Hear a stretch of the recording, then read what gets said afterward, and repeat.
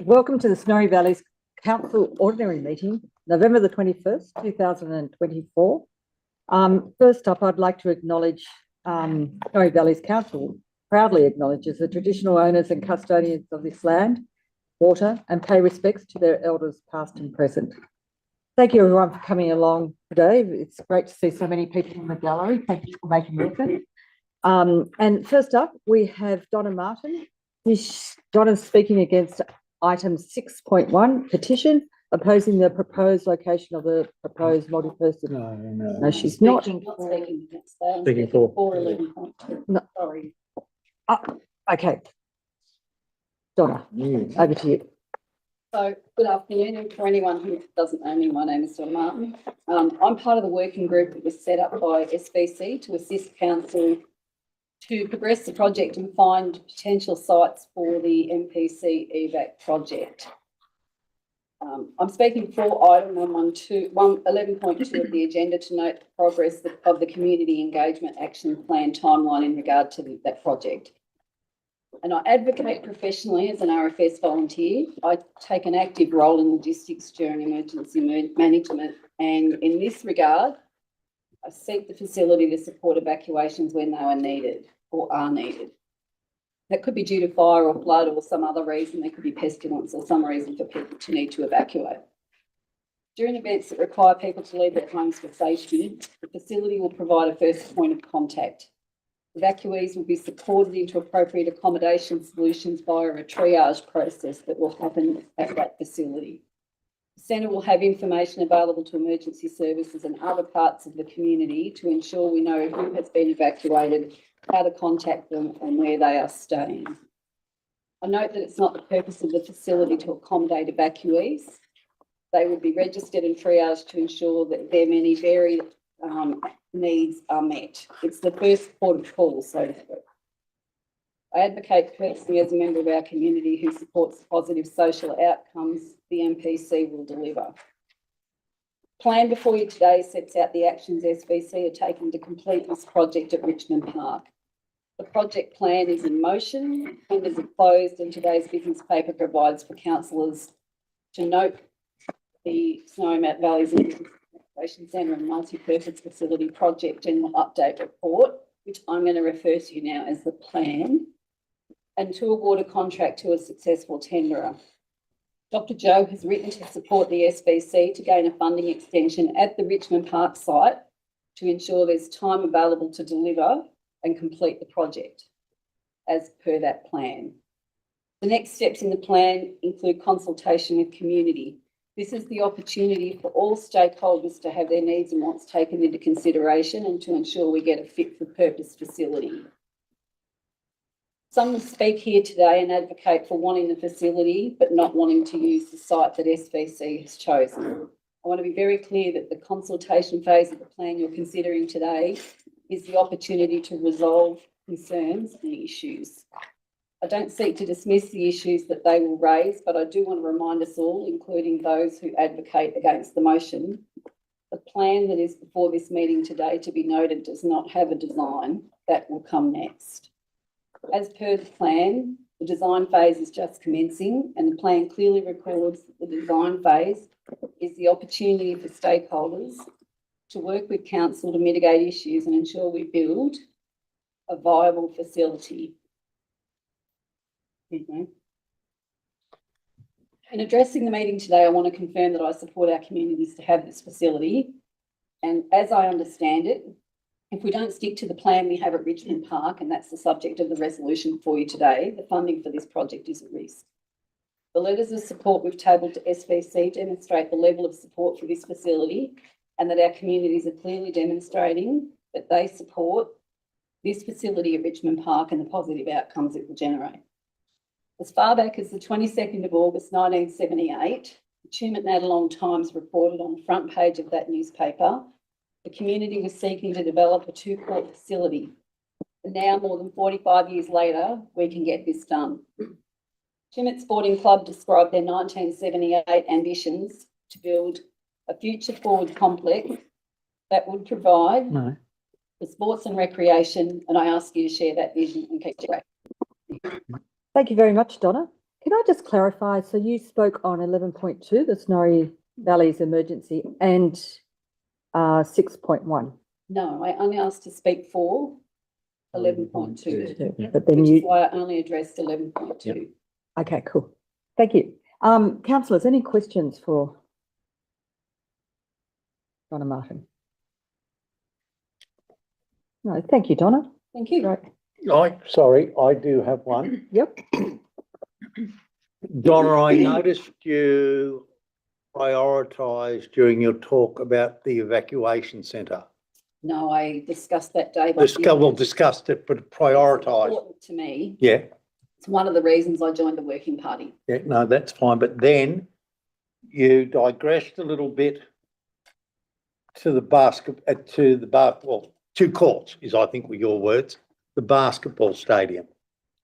So I'm advocating for both, for the whole facility, for the whole purpose of the community. And I have two roles, in my opinion, in that working party.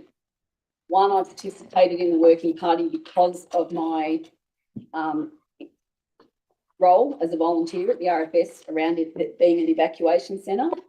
But secondly, I do support that we need to have it to use as an NPC every day. Well, every day, every week, Yeah. for arranged activities that could be sport driven. They could turn out to be driven by other sectors of the community. All right, another thing I do need clarification on.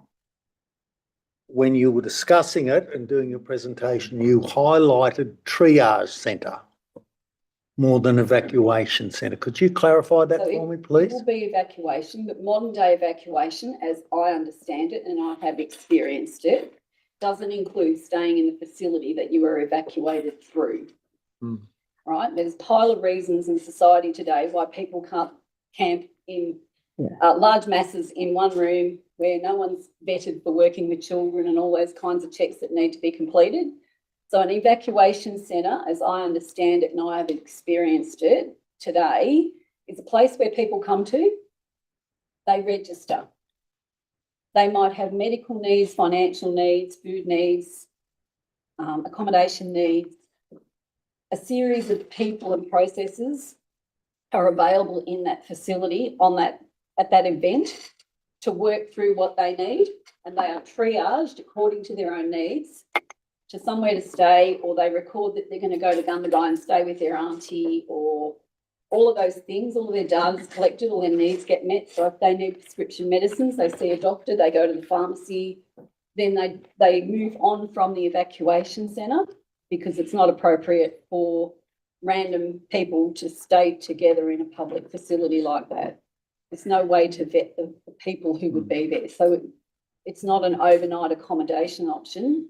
People may well be there at night, sitting in chairs waiting to be triaged, but they're not living there, I guess is a way to say it. Thank you, Donna. And Councillor Packer? Thank you. Yeah, Donna, you may not be able to answer this, but in your time on this, the group working towards this, what level of consultation or discourse with the community are you aware of that's happened regarding the Richmond Street site? Only that I know it's been conducted. There was in the September 22 business paper from memory, there was a part of that where the council employees prepared the information that they consulted with the community.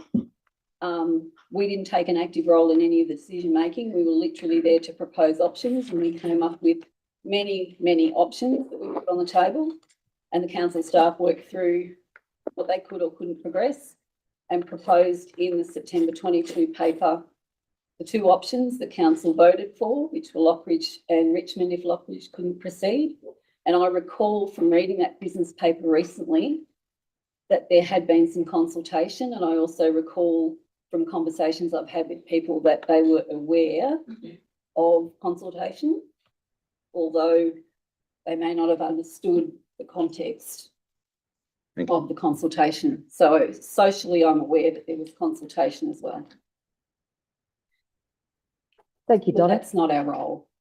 We really appreciate your presentation. Thank you. Thanks. Now, if I could have Wayne Murray come. Wayne. Wayne Murray, sorry. Wayne. No, it's got a D in front of the Wayne. Decided. Wayne. Wayne Murray, speaking for 11.2. Good afternoon, everyone. My name's Dwayne Murray and I form part of the Richmond Park. Be back in NPC Centre. I'd just like to speak as well for the councillors to adopt option 1 of item 11.2 of the agenda. Proceed with the EVAC NPC project at Richmond Park site as per the community engagement action plan timeline. The enormity of the benefits this facility will bring to our community is substantial. It's a multi-generation opportunity. An NPC will facilitate our community's youth and keep them engaged in activities to benefit their physical and mental health. A new facility will open up other sports that currently may not exist. For example, indoor cricket, indoor netball, indoor soccer, badminton, as well as youth-based activities. I mean, the list could go on. It will provide also an all-weather option to users of the community. A facility of this nature is incredibly powerful when people choose where to live and will help contribute to continued demand for housing and the economic benefits that come from people wanting to stay or move to our community. And obviously allow for the evacuation facility in a time of need, as Don has recently explained. I personally am also a board member to the Richmond Basketball Association. First of all, congratulations, the current stadium imposes. The stadium down there is 50 years old, and Richmond would be one of the only remaining towns that would not have an indoor multi-court facility. Towns similar sizes of Junee, Cootamundra, Temora, Narrandera, West Wyalong are all towns that already have facilities. Cooma recently received 3 courts, Wagga 7 courts, Richmond 5 courts, along with Bega currently constructing an $11.7 million sporting facility.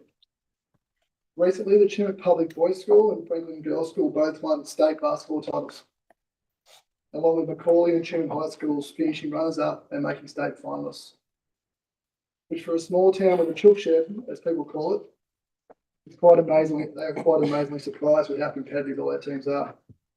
Training of these teams currently operates only on weekends, and there is an opportunity for domestic teams to train at all in indoor court. They all train outdoors at schools if they can get access. Basketball in the Chinook region has the highest participation rate in the whole of New South Wales per head of population. And councils and towns all over Australia have an ongoing issue with retaining youth participation and engagement. Basketball in Tumut has proven to keep youth, particularly boys, engaged. And with a new facility, we can potentially engage more teams. As explained in the business paper, the project is at serious risk of having funding withdrawn due to the time that it's expired. The reality of gaining further extensions is a risky gamble that may result in the opportunity lost, affecting not only people currently residing in our shire, but also generations still to come. If you're having doubt in the project, please understand that if the project is delayed any further, the likelihood of the opportunity being lost is real and cannot be regained. The next lot of grants for this type of thing could take decades. That is the reality of the situation we are all faced with.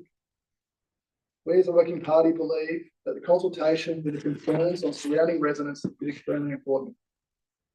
To engineer out key issues as per phase 1 of the community and engagement action plan.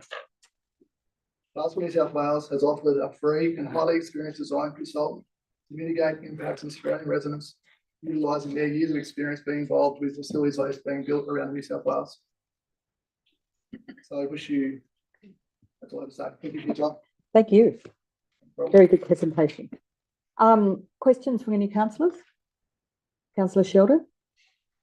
Couple of things. When you were looking and you explained about the populations around the area, you mentioned a lot of them that have a lot higher population than this region. And you also mentioned the high participation rate. Do you actually have the figures on that?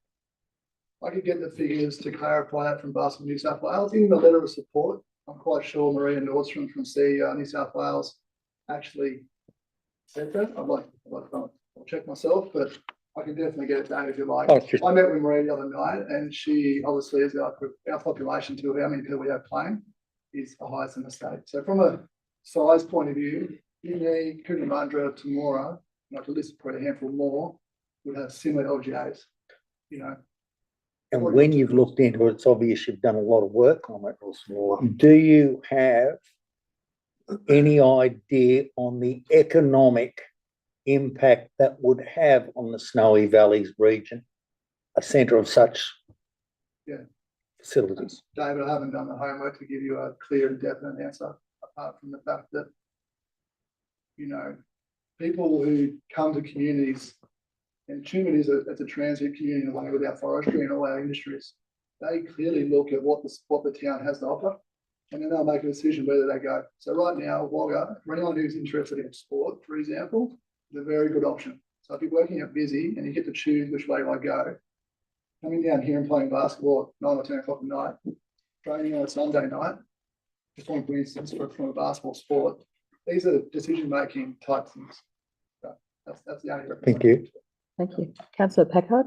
Dwayne, you're a businessman and you'll understand this question. Building these things is one thing, you get a grant for that, but running them is quite another. And indoor multi-purpose sports facilities have a bad reputation for not paying their way. Has there been any work done by the group planning on running it, on business planning, how the thing is going to pay for itself? Because one of the concerns council has to consider is what sort of a legacy in payment is it going to, or cost of supporting it is it going to leave for us? Yeah, that's a good question. So in regards to modelling and going down that path, it hasn't been modelled to extent to, because back to the other users of the facility haven't come forward yet. So until that's built, the area I can speak for is that Tumut Basketball alone has been down there for 50 years operating independently. Now, to operate one court or operate two courts, it's not a huge more expense to do both. A bit more electricity, a bit more cleaning, etc. etc. We definitely know from just basketball's point of view, which really basketball could be done in 2 days or potentially 2 nights in that stadium. We could increase participation to, I reckon, pick up the extra tab on power and cleaning. In regards to the long-term, you know, maintenance and things like that, which is a fair question. Tumut Basketball, for example, has always been able to put away monies up for upgrade floors and do things. Now, grants is where a lot of it comes from, let's be realistic. So I don't have the exact model to say this is how it's going to pay for itself, but I am fairly confident that if you put a bunch of volunteers and people who actually are committed and understand how to run a business together, that you'll be able to get the cost cut. Councillor Larter, did you have a question? I was just going to ask, this was essentially a fallback location after a number of others fell over for essentially financial reasons. Are you confident going forward that this is the best location for it, or would you prefer it be somewhere else? Which I think if we had more time, which the reality from everything I'm told and all the information we're given, time doesn't exist. I think everyone in the room here would agree that there's a better location. And where would that I'm not be? going to stand up here and say it's not. Yeah. Where would it be? Oh, well, I don't know if it's worth even revisiting, to be honest, because I can stand here and give my opinion, but it's not going to change potentially the outcomes. Well, it possibly could. Your opinion's valued. Well, okay, well, probably the only thing I would say would be that I wasn't a part of the working party when the 14 or however many sites were given, you know, but I think if you had to go somewhere, there's obviously some locations currently that have sporting facilities on them that could be adapted or changed that would probably make better use of their spaces. So, yeah, if time was there, so I guess the reason that we're here, we got started working party was because we wanted to try and get council movement. That was our only role. These guys have helped find the sites. I got involved in a couple of days, I said, pushing them along. And we just want to have updates and make sure it's happening. Now we're down to a point where previous council have made decisions. And when you look at when I explained how many places already had these things, and everyone here agrees that we need it, you know, unfortunately, in a position where we just don't have, what I'm told, the time to go and relocate. And that's the difficult position that everyone is in. And I do sympathise heavily with the people that are around it. That's my opinion.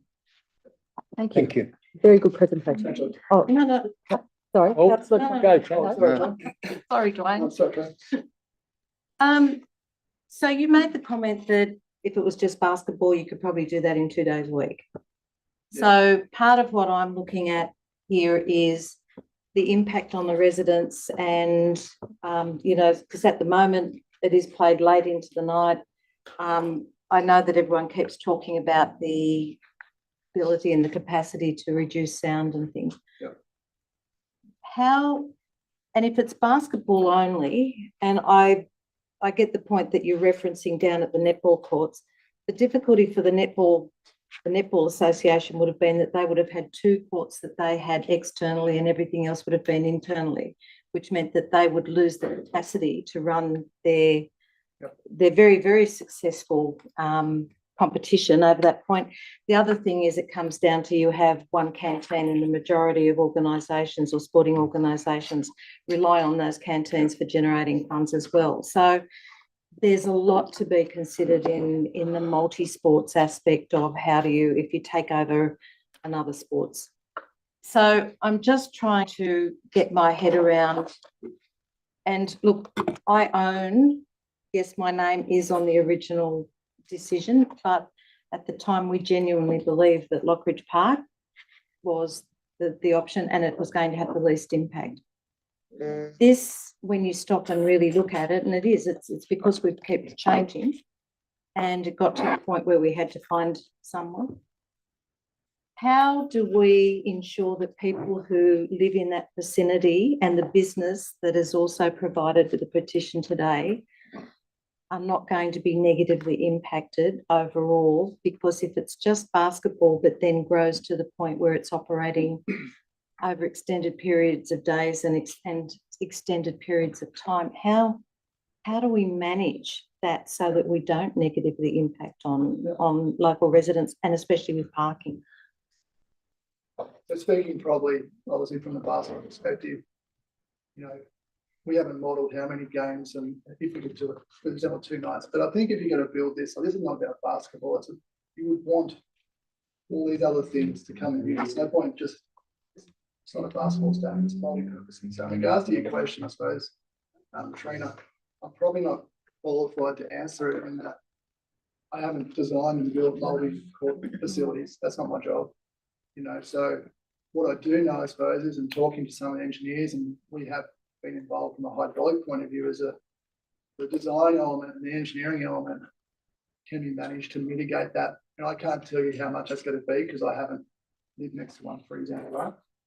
But my understanding is that with materials today, and also probably the budget you guys have got, considering you've got an extra $3 million up on the hill for a site, I'm fairly confident you could do some extra design engineering to mitigate those type of things.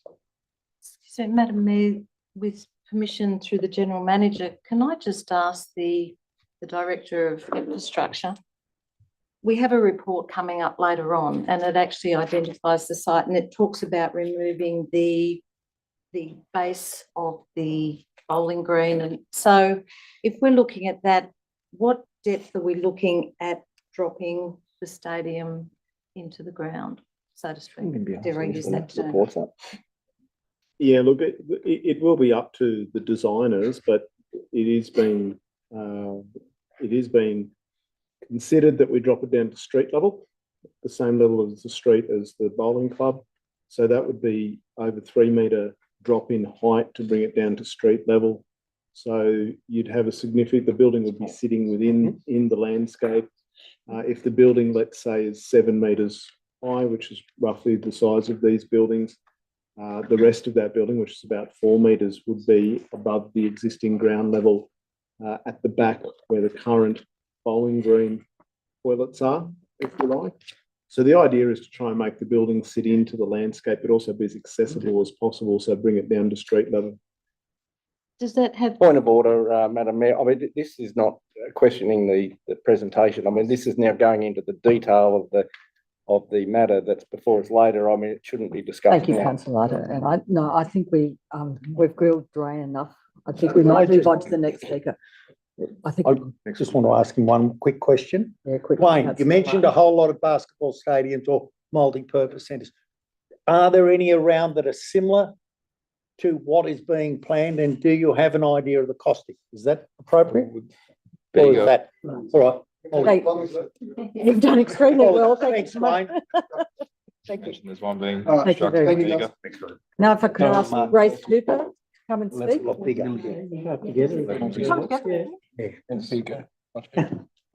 You'll be fine. So we've got Grace Hooper, followed by Emma Peacock, speaking on 6.1 petition, opposing the proposed location of the proposed multi-purpose centre at Richmond Park. Good afternoon, Madam Mayor Ham, Deputy Mayor Parker, and esteemed councillors. Firstly, I would also like to express my, imagine the stress that the Basketball Association have gone through over the last 4 years of this project. And I just wanted to say we have had a great relationship over the last few weeks with working with you guys. I'd also like to thank Emma for speaking on behalf of our beautiful neighbourhood and voicing our concerns. I can honestly say where I live in Truman. Do you want me to read it? No, I'm okay. I'm good. Robertson and Quinny Avenue, we support each other. We'll keep moving forward, not only in this, but just in general life. My involvement in this project only commenced 3 months ago. When I received a letter stating that the geotech was commencing. I then took it upon myself to do research, and after reading the SVC analysis report written in June 2024 by Duncan Mitchell, I was baffled how this could have happened. The report clearly states that the following regarding Richmond Park, and I quote, due to the significant constraints on this site, it is not recommended to proceed with any further re-investigation work at Richmond site, bowling club site for the multi-purpose centre. Yet here I am today. The petition Braden Bond, competitive tribunal director, and I created was not intended to be against the multi-purpose EGAT centre. It's only intended to oppose the current location. Yet, I'm yet to meet anyone who thinks Richmond Park is suitable for the project in relation to future town planning. I requested a community meeting to allow SBC staff to communicate with local residents regarding the matter, but unfortunately to date has not happened. I too agree with the letters of support that the Basketball Association have collected when they state that our community deserves an emergency evacuation centre during fires, floods. We're up to, and I quote Dr. McGlure, up to 1,000 people can shelter. However, I'm extremely concerned that this building will not be operational during times that are needed at Richmond Park. It is not suitable in relation to sections 15 to 16 of the New South Wales Government State Emergency Plan. This is in relation to floor space, efficient car parking, space for pets and animals, appropriate temperature control for the middle of summer or winter, and basic facilities such as the amount of toilets and showers required. I have already outlined these in previous emails. I've also heard on numerous occasions, and we've heard today, that the building wouldn't function as a major emergency evacuation centre. It would be placed where people can register during a natural disaster and moved on. SVC residents will be in no better position than during the 1920 fires and would still have to travel to Wagga or to a building that is not fit for purpose. If this is the case, our community and councillors that represent us need to be fully informed on the intent of the actual building. The project also doesn't align with SVC Development Control Plan 2024.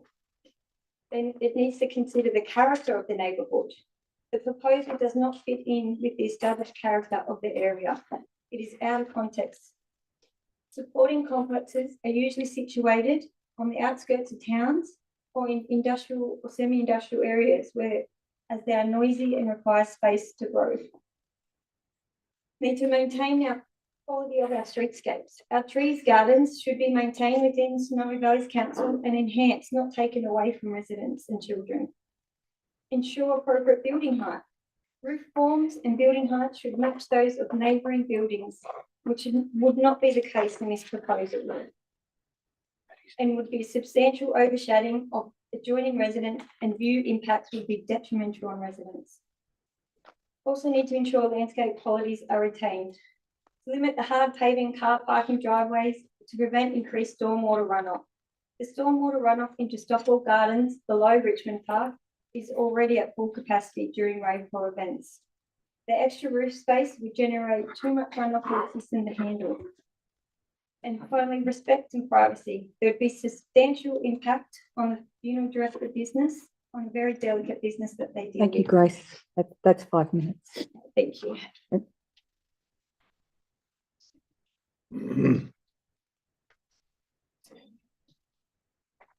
Goodness. I'm very Councillors, hungry. we won't ask Grace any questions at this stage. We'll wait till Emma. Good afternoon, Madam Mayor and esteemed councillors.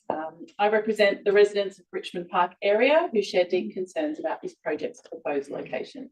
First of all, I'd like to be very clear about one thing, and that is that we are not against having a multi-purpose centre in our community, and we truly appreciate and acknowledge the efforts of the working group who are also present here today. But we do not want the impact on our lives, our homes, our streets, and our businesses if this project is to go ahead at the intended site. The business papers state that Snowy Valleys Council has been on a communication journey, and it should be noted that 3 specific and direct letterbox drop notifications have been sent to neighbouring properties indicating council's intentions. As a homeowner of Cluny Avenue, I personally have received 1 single communication in this time. This communication journey feels more like a short story, and I have felt uninformed every step of the way since.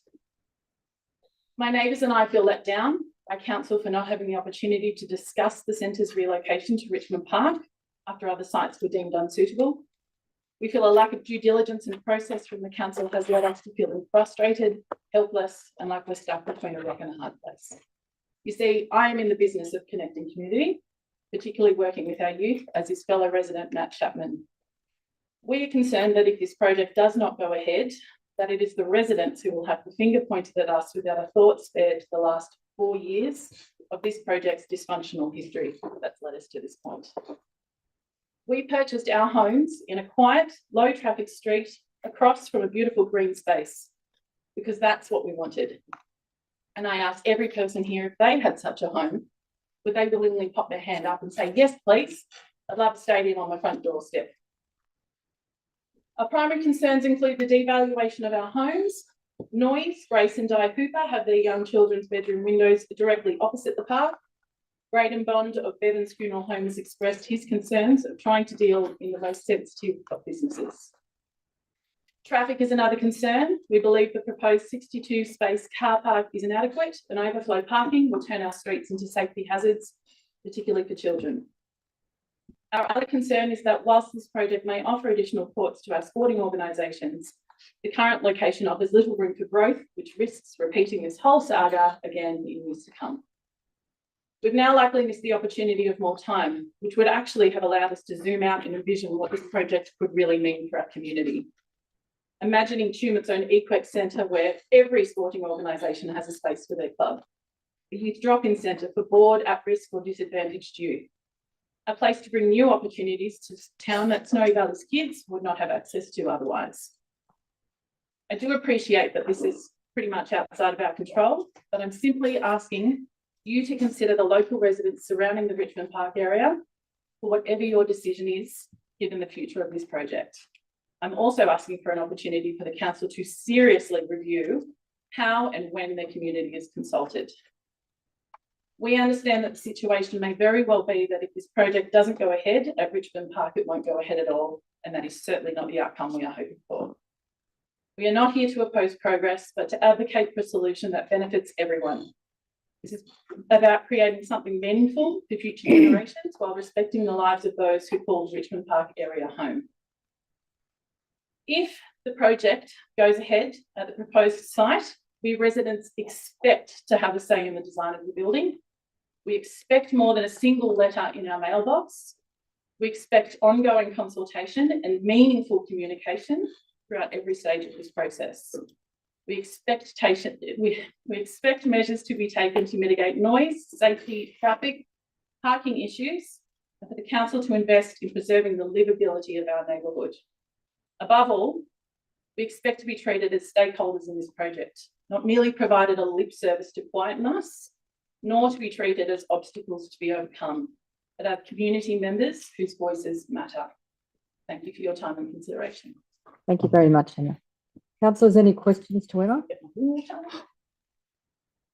Any questions to Grace? I I'll think that's just good. ask Grace, when did you buy your, 2018. and Emma? June 2023, we moved in. Thank you. Any other questions? Yes, councillor Sheldon? You both mentioned the impact on the value of your homes. It's not, it's all right to ask, have they received any appraisals on the devaluation? I haven't received a formal appraisal, no. We have friends in the real estate industry and we've spoken to them and we're quite concerned of how much we. There is one owner in the street who works for real estate, and that was one of her primary concerns. There is also a house for sale across from Grace currently. And if they don't mind me saying so, I believe that this particular project has caused already some loss to sales and the future of that. Thank you. Thank you very much. Thank you. Very good presentation. Thank you. Very much appreciated. Okay, in the public forum now, I'd ask John Williams to speak on item 11.1, the adoption of council managed Crown Land Plan of Management.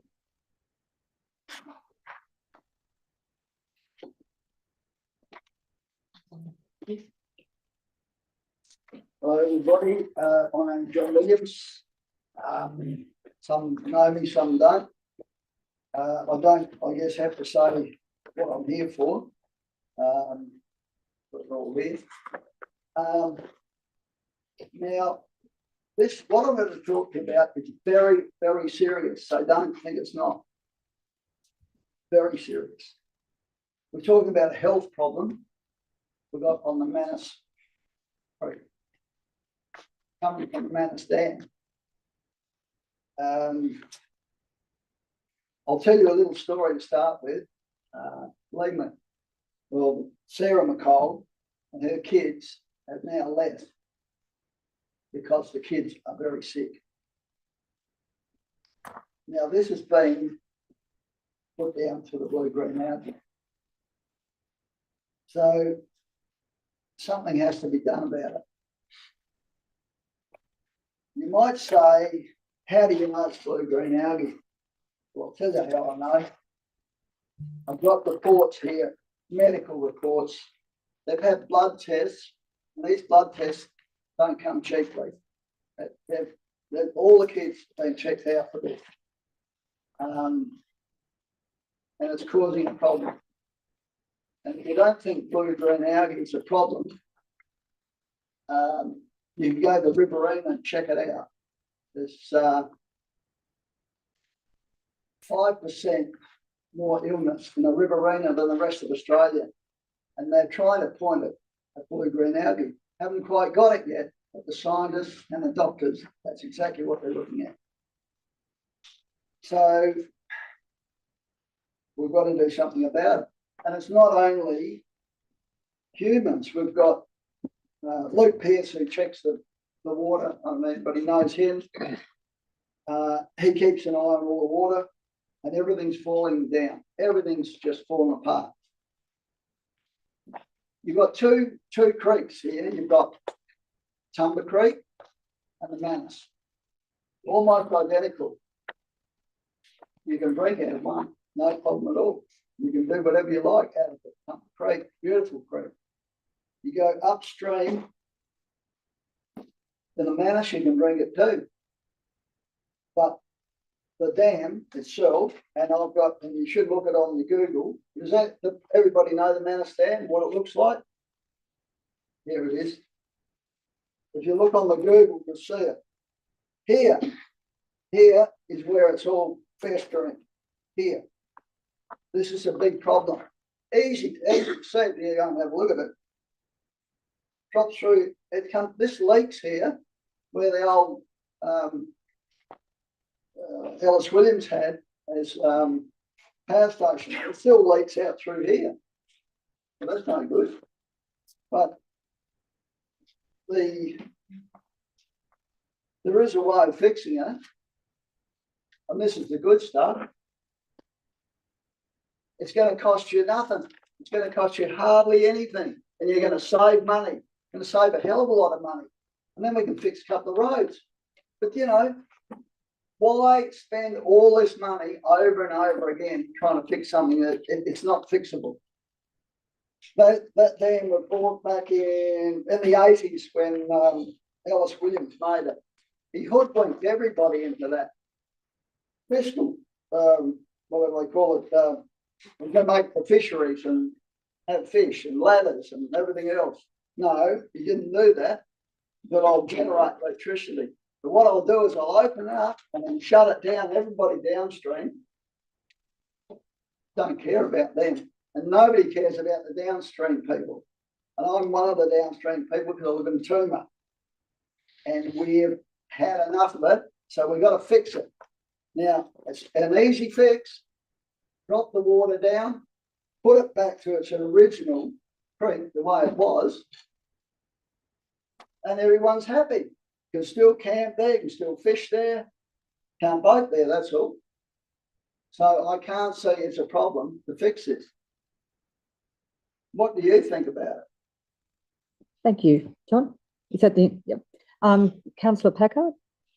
Given that there's algae on the dam, how often is it used for boating and that sort of recreation, or is it closed for more often than it's Well, open? it's closed the whole time. It's been closed for 12 months now.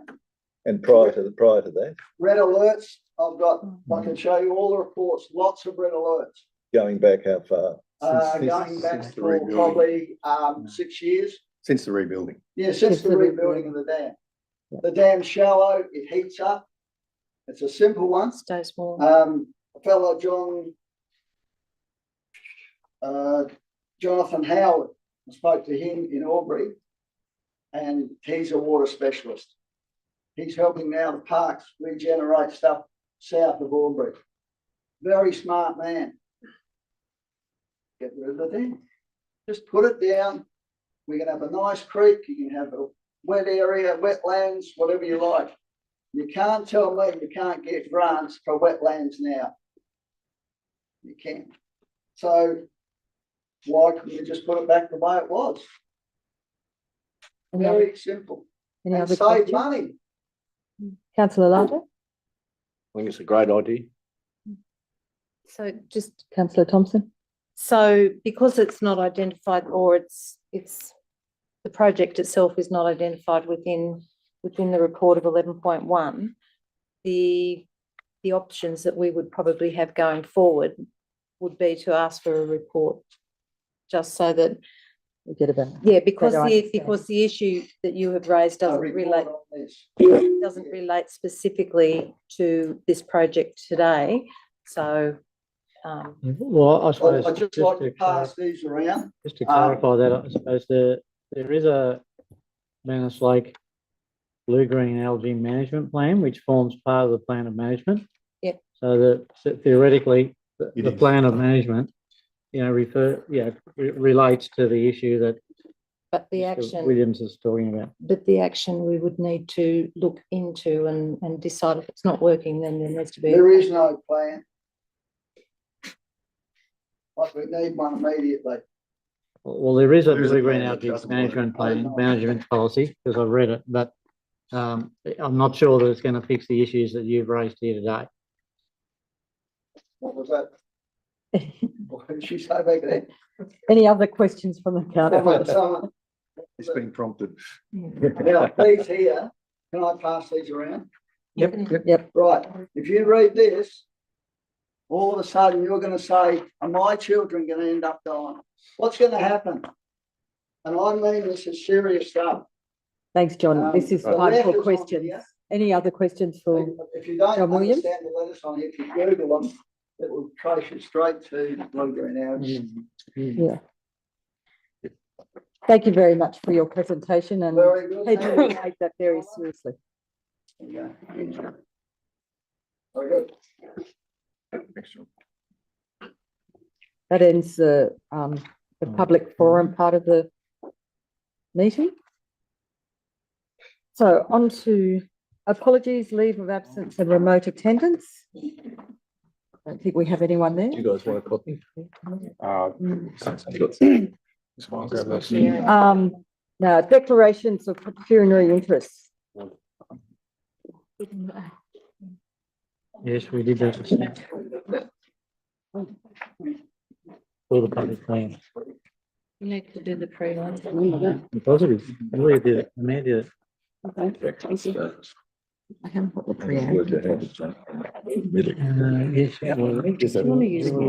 Jean said she. We want to know what the number is. Where we want to go. Okay. Have a bit of a.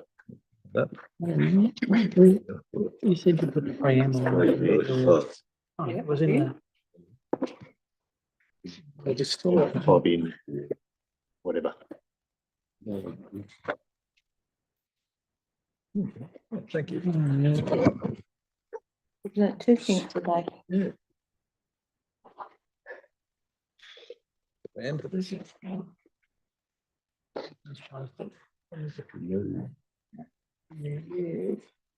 All this.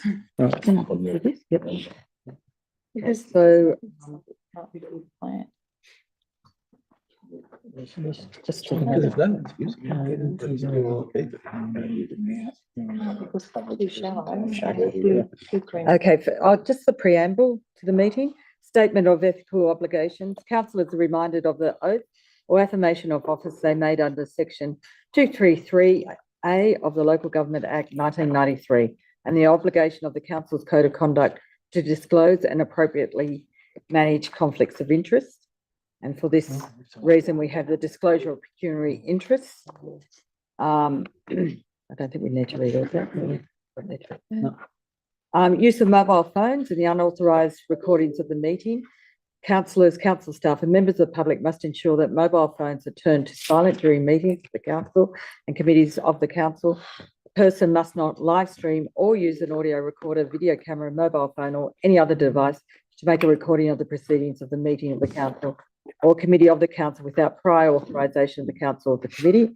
And any person who contravenes or attempts to contravene clause 15.22 may be expelled from the meeting as provided under section 10.2 of the Act. Live streaming of meetings. This meeting is being live streamed on council's website to allow the community to follow council debates and decisions without the need to attend meetings in person. Members of the public attending or speaking at the meeting agree to have their image, voice and personal information, including name and address, recorded and broadcast publicly. Story Valley's council does not accept liability for any defamatory remarks or inappropriate comments that are made during the course of the meeting.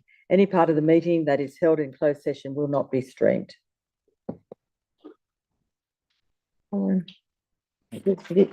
Right. On with the meeting. Now to the Can I make a comment? councillor. I think that preamble contradicts itself Yeah, I was going to say the same thing. because it says you can't record it. I know. But we are Yeah, recording. brilliant. I just think it needs reviewing. Thank It doesn't you. make sense. Noted. Thank you very much, councillor Hayes. Declarations of pecuniary interest. We have couple somewhere. Okay, so we have Councillor Inglis declared a non-significant, non-pecuniary interest in relation to report 13.1, confidential mayor minute. And the Director of Community and Corporate declared a non-pecuniary significant interest in relation to report 8.3, notice of rescission, sale of council freehold request land, lot 1 DP 1163661 Tumut. Counts, right, due to family member being an interested party and will leave the room during the discussion. I'm sorry, Councillor Inglis, I'll go back up to the one and you will choose to leave the room during the discussion of 13.1. And the Director of Community and Corporate declared a non-pecuniary significant interest in relation to report 13.2, confidential legal matters, 131133 Herbert Street, Tumut, due to subject site being a neighbouring property and will leave the room during the discussion. Thank you, councillors and staff. Now, the confirmation of minutes, we have had a busy time because we had 4 sets of minutes to pass. The first one being 5. We can do this on Globo, which means we can do them all together As a block, if we wish to. if we wish to. Moved by councillor Lata, seconded by councillor Sheldon. Do I have any speakers for or against? No. Just one small point Councillor Hayes? is that in the first extraordinary meeting, it's the second vote is down as going through unanimously. I didn't vote, so it couldn't have gone through unanimously. So I guess I've got to be a no if I didn't vote. Correct. So which one was that, councillor? That was the extension of the 18 months for councillors. That was in the 5.1 minutes extraordinary meeting on the 10th of October. Yeah. 5.1 is. It's no fun. Councillor Sheldon I thought councillor Hayes was the one that suggested it. moved it. Yeah. Could be wrong, but I thought. Yeah, but you can move it and not. You can move it and not Yeah. vote for it. Look, we'll note councillor Hayes's comment Mhm. and we'll check the recording. And amend the minutes if necessary. Okay, so I'd like to move on Globo minutes 5.1, 5.2, 5.3, 5.4. You Or- can Put them to the vote. Because or- they've been moved. All those in favour? Unanimous. We want to bring forward 10.2, we have the order here. Oh, we have the auditor here. We might bring point, if all councillors could go to 10.7, I'll move that we move it up. moved by councillor Packard, seconded by councillor Sheldon. So what's the report number?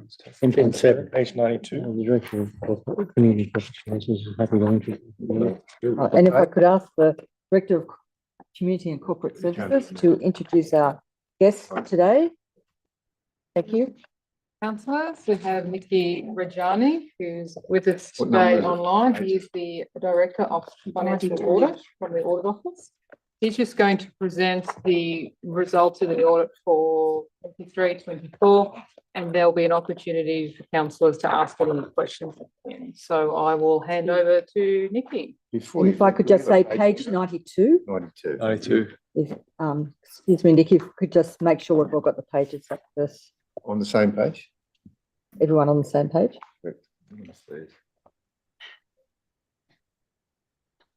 Thank you. Thank you, Jess, Madam Mayor, councillors, and everybody present in the room, and for the invitation to present my report on the conduct of the audit for the year ended 30th June 2024.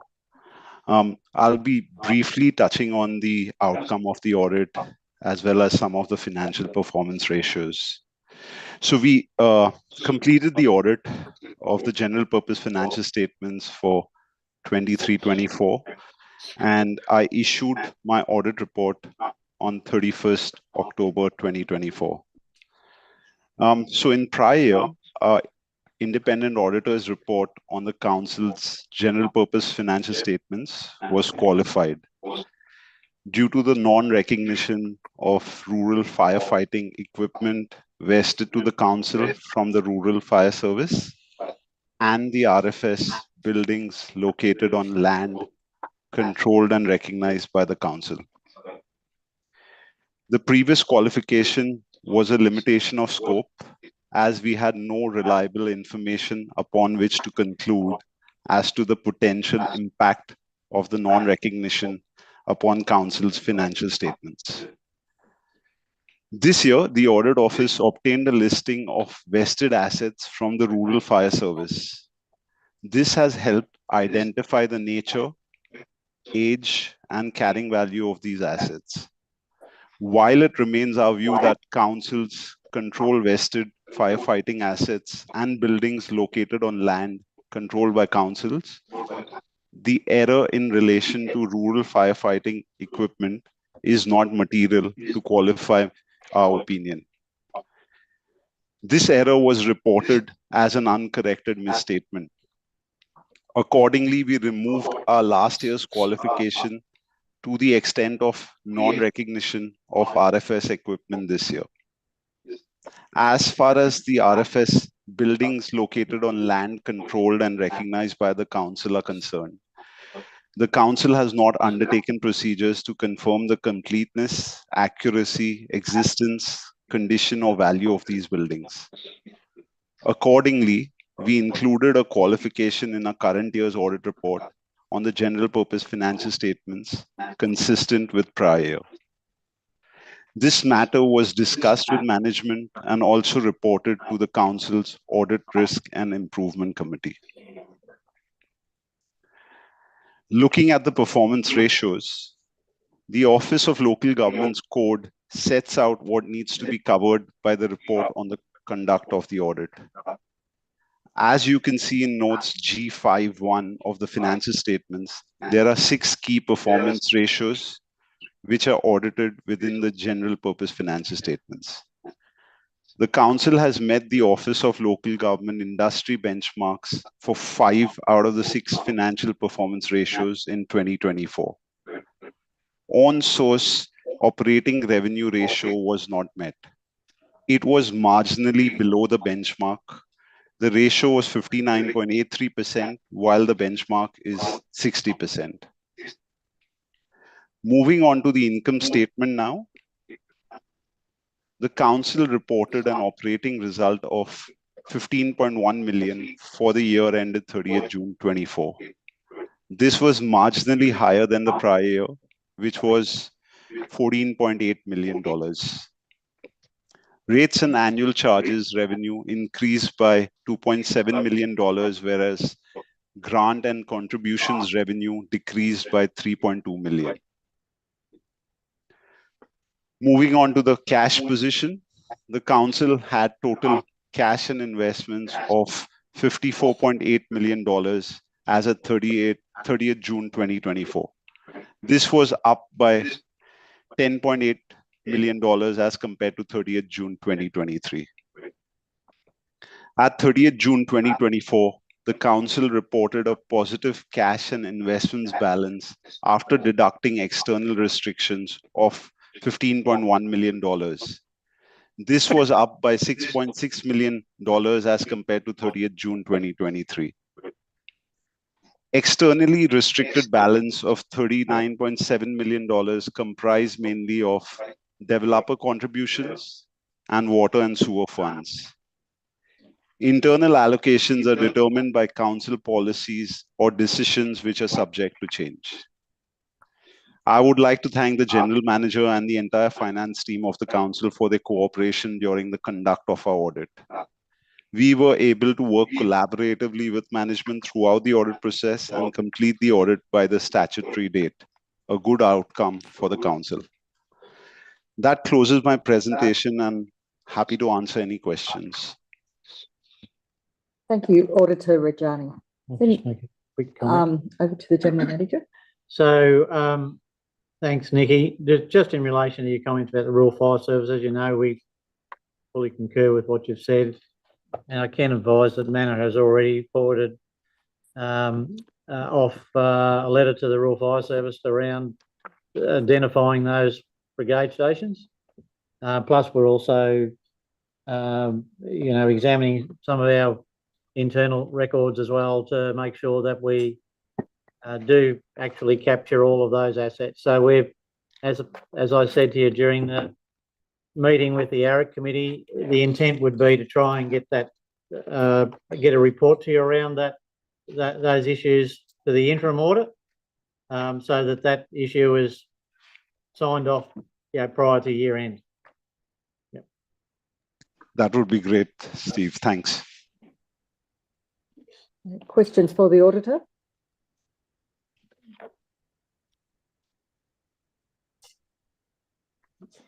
Okay, so we have 2 recommendations there.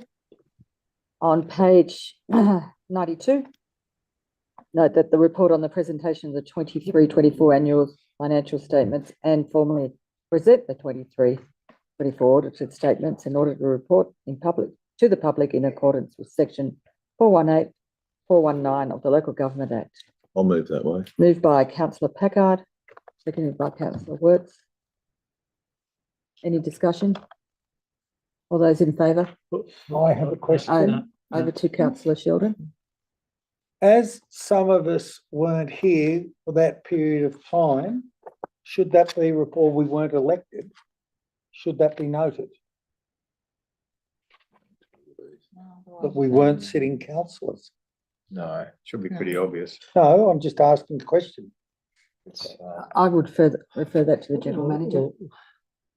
Well, all you're doing, I guess, basically is resolving, you know, to present the financial reports. You're not, at this particular meeting, you're not resolving around the accuracy or the veracity of those particular reports. That's already been done.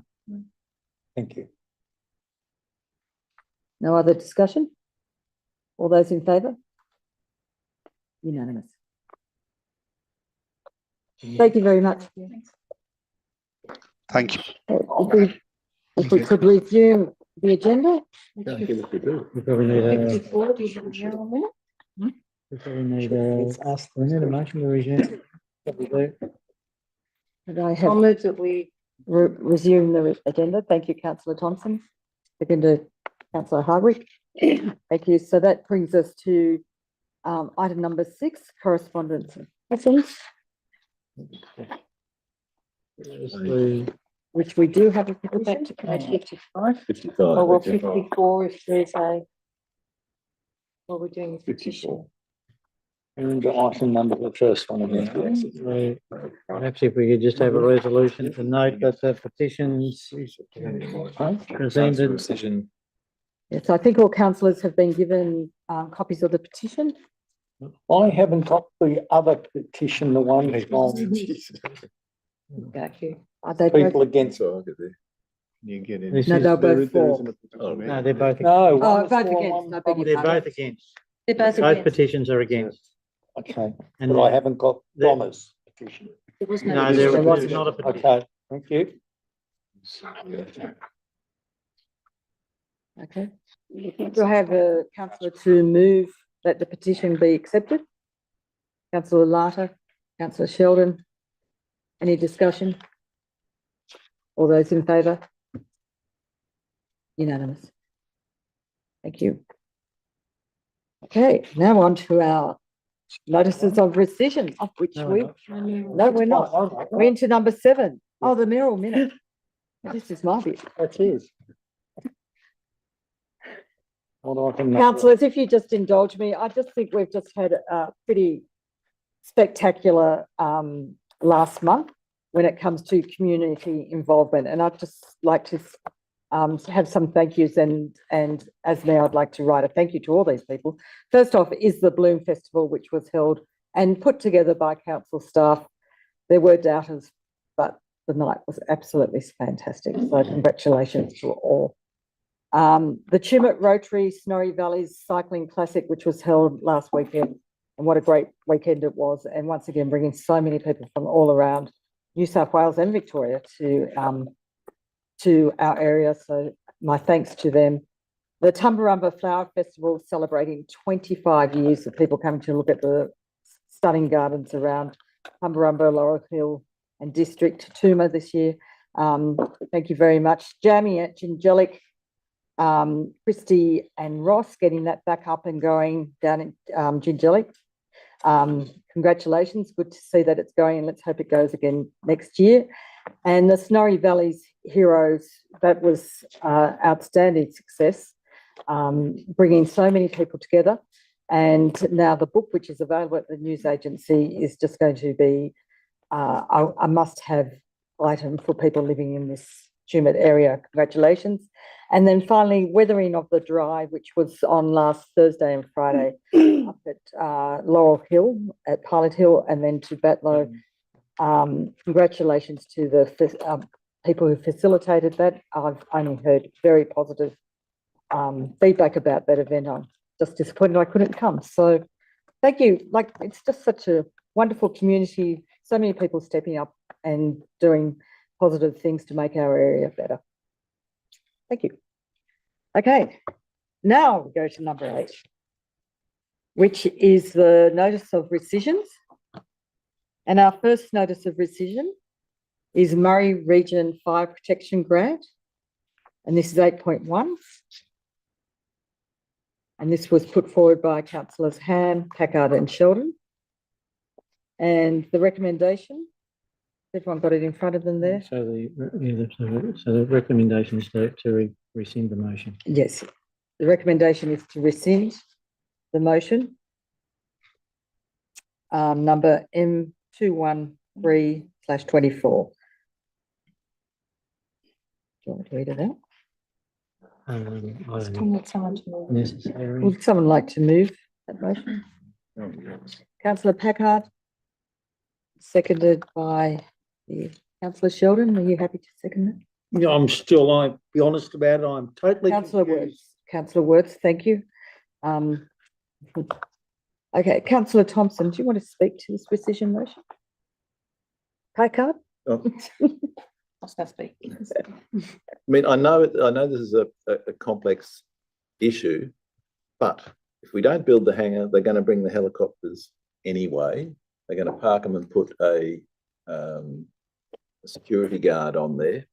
And far be it from us to try and stop the tsunami, which is the rural fire service and their move to sort of gear up. We need to make the best of that rather than, try and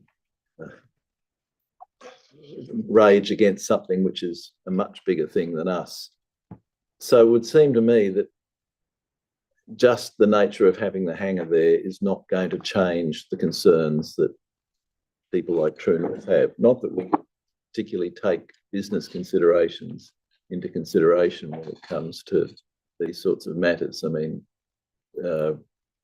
so although I am conflicted around it, I believe that it won't change much by not building it. So it's a significant asset to build for the community, and we're probably better off going with it than not.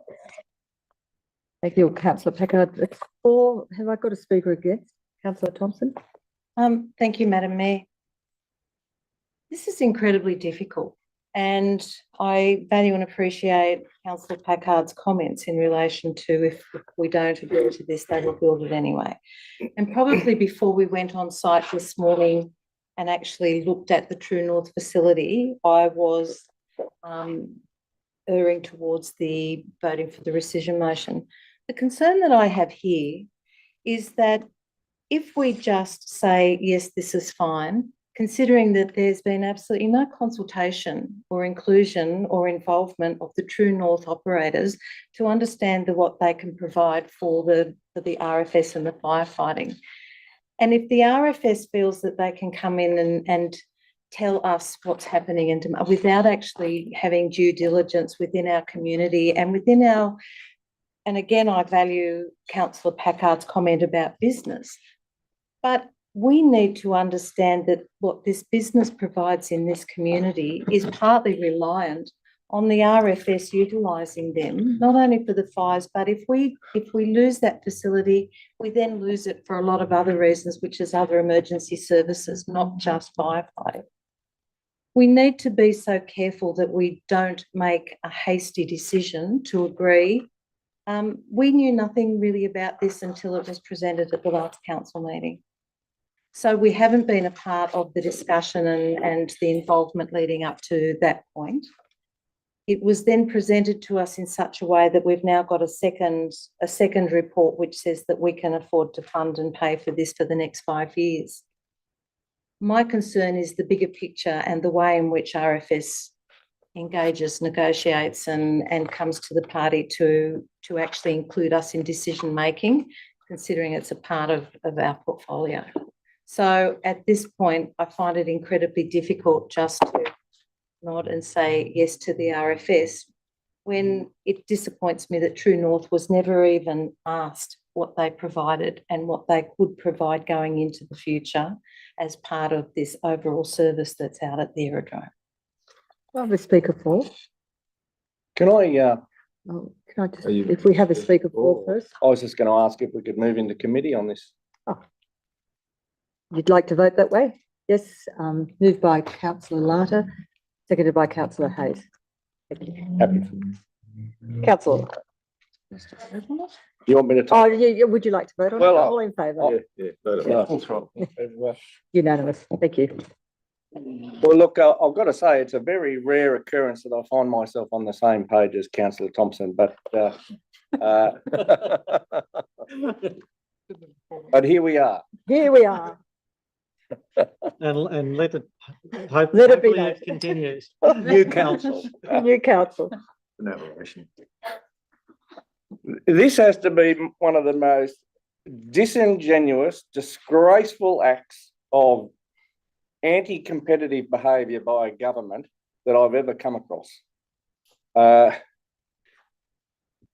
Softwoods Working Group, I don't know if they're operating as a cartel or what's going on here. I mean, I have contacted them and given them True North's details to get in contact with them so that they could have a better understanding of what their operation was and to discuss how they could maybe work together moving forward.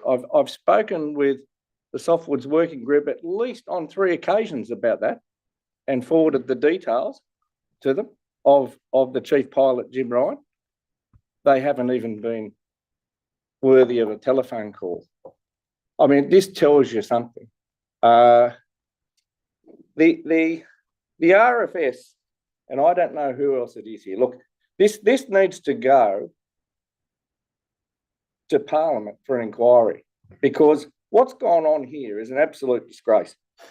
You've got these helicopters and aeroplanes being bought by the RFS. A lot of them are in disrepair, coming out of areas full of bullet holes and corrosion, and they've just bought them, and then they've spent millions of dollars repairing these things. They've been gifted 2 Black Hawk helicopters by the Australian Defence Force that they can't even use because they can't even get them on the civil register to use. They're still in a big fight back of house about whether they can even be flown in this country. And then we've got this situation where these helicopters that are owned by the RFS that are essentially now cutting everyone out of work. Here they are flooding the market with their own aviation assets. And all those small businesses, those engine rooms of Australia, like True North Helicopters that are employing people, 12, 13 people out there that buy houses in regional communities, that spend at the local shops, that buy coffee, that, go to the chiropractor. Don't worry about them. Don't worry about them. We don't need them. We'll just come in with our Canadian helicopter run company and we'll get the Tumor Tri Council to apply for a grant for $3.8 million to build some massive big infrastructure that might house some helicopter a month a year. I mean, what a complete waste of money. We put forward a viable project to them at the last meeting to extend the runway, which would have made a significant impact in relation to saving life, property, by allowing those aeroplanes to take off with greater capacity. In fact, double the capacity of water. That was a real safety, genuine commitment to this community. Ignored. Now, I've spoken with very senior people up the line, and I'm told that Tanya Moriarty has not been asked about that grant and whether it can be changed to buy that land so that we can build this infrastructure that will support that life-saving, infrastructure-saving opportunity that is in front of us. I mean, Councillor Larder, we might let some other people have a saying as well. We'll probably come back to you. Did you want to say something, Councillor Wilkes? Sure. I think at the last council meeting when we made this decision for applying to buy land with the grant funding, we weren't fully informed on the scope of the project and also what the grant parameters were. After making that notice or making that motion, we found out that the grant was for infrastructure projects and not for land acquisition. So unfortunately, we wouldn't be able to buy land in regards to that. The RFS has said that they would pay for the maintenance of this hangar. And they would provide all funding for that. And if there was any spillover, that perhaps the Pratt organisation? Yep, foundation. Foundation would also supply funding. So this would not be a council burden or a burden on the council.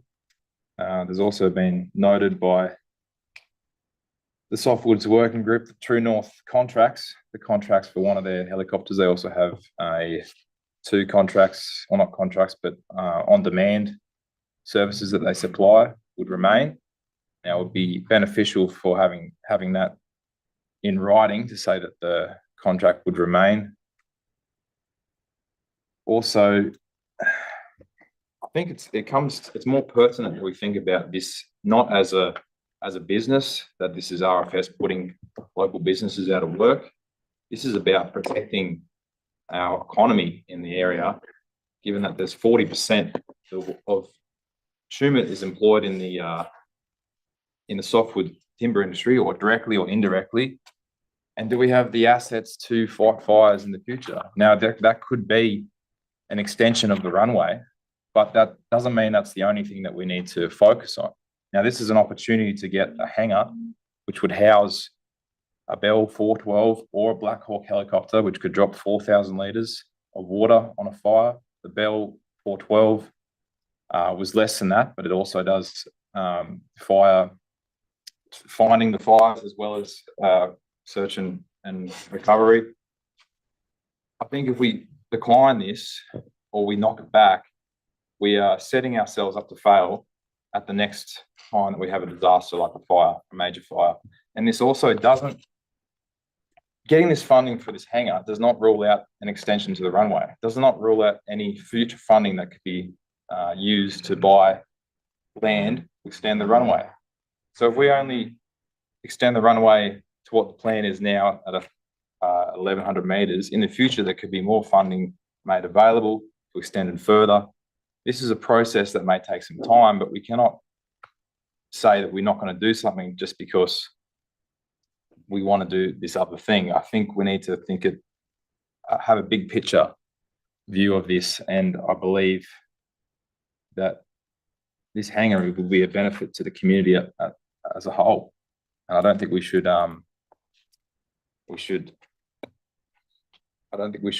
decline the grant or the opportunity to apply for the grant. Thank you, Councillor Witts. Councillor Sheldon. Well, my first question was, I thought when the softwoods industry presented to us at the last council meeting, they actually stated that the grant's closed on the 31st of October. There've been extension.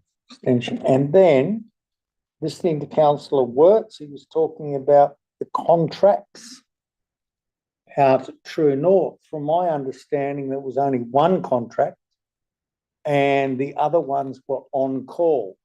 There was no actually signed contracts holding them to the RFS. So I think if we're going to call horses for courses, we've got to have a look at the big picture.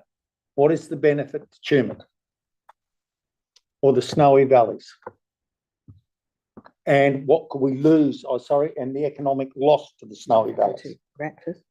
Over to Councillor Hardwick. Yes, I have in my brain there, it goes both ways where I have arguments for and against. Having this amazing facility built at the airport will allow us a little bit of a leg to stand on where it comes for getting more grants to extend the runway. We have a shorter runway now, but this amazing brand new facility might give us a leg to stand on to acquire the land to build the infrastructure to get a longer airport.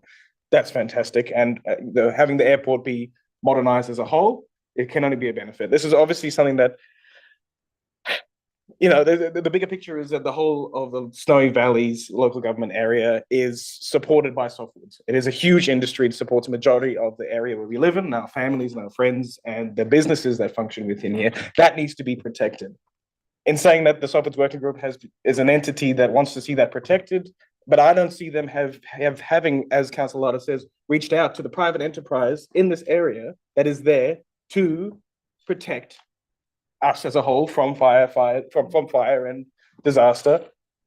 So I would like to see going forward, and I know that we don't have the time to do this before the grant closes, but I would love to have seen the Softwoods Working Group talk directly to True North Helicopters and the RFS together in a room to make sure that True North Helicopters can continue functioning as a viable business that employs people and supports this area and has for 25 years and doesn't lose their contracts, while we also get this amazing new $3.8 million building and facility for the retention of these assets going forward as well. Right, later. I just wanted to say, has there been no communication between the Softwoods Working Group and True North? Is that That's what they said this morning. That's what they Haven't said. been contacted at all. Yeah. okay?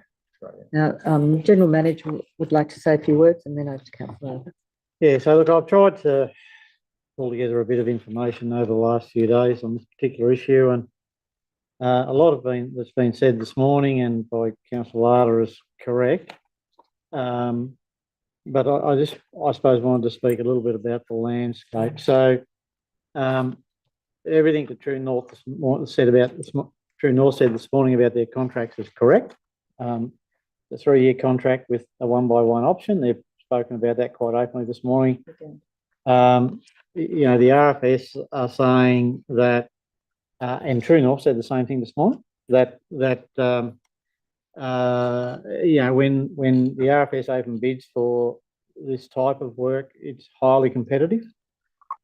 And, you know, certainly we don't necessarily want to do anything that's going to make it tougher for True North to put together a competitive bid. But as Councillor Wirtz has said, you know, regardless of whether the hangar's there or not, we've got no control over the bidding process that RFS will enter into in the future.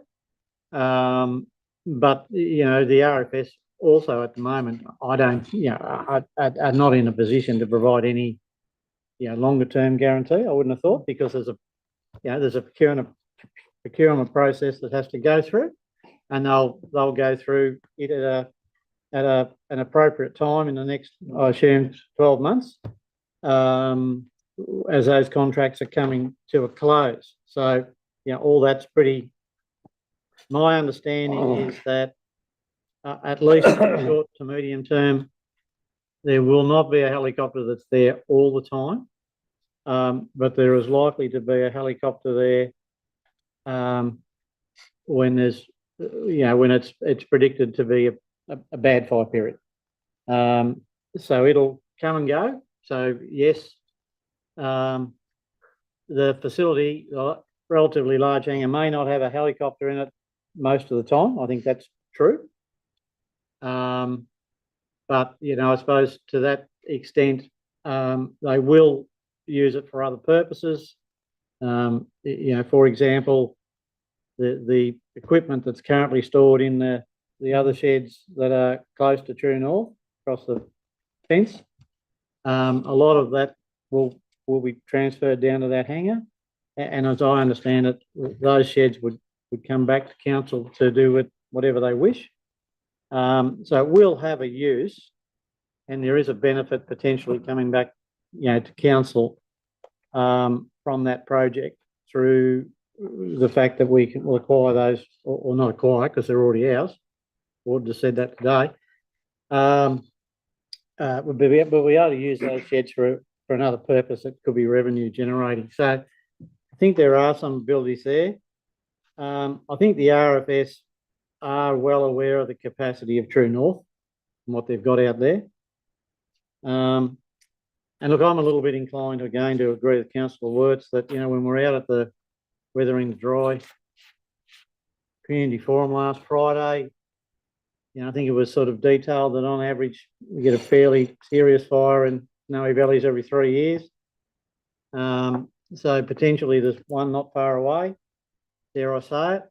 You know, I don't think it's scaremongering what the Softwoods Working Group are saying in relation to, and not so much the Softwoods Working Group, but the industry partners that form the Softwoods Working Group, because they're saying that if we lose any more product, then a number of industries in this area are in significant risk. Now, you know, whether that hangar, it's not going to be the be all and end all, but whether it's a small part of the firefighting pie, I'm not too sure, but I guess that's the information that I've been able to gather over the last few days to try and help councillors make an informed decision around whether they want to go with it or not. Councillor, you're happy? Yep. Councillor Packer? Yeah, just a couple of questions. So, and this is more on process.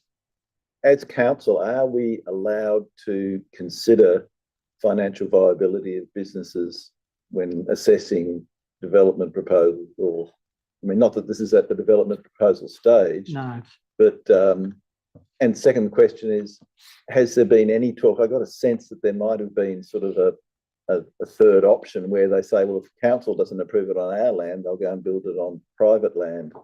Purchase private land and build it there anyway. We're not with somebody else would enable anyway. So, have you got any comment on that?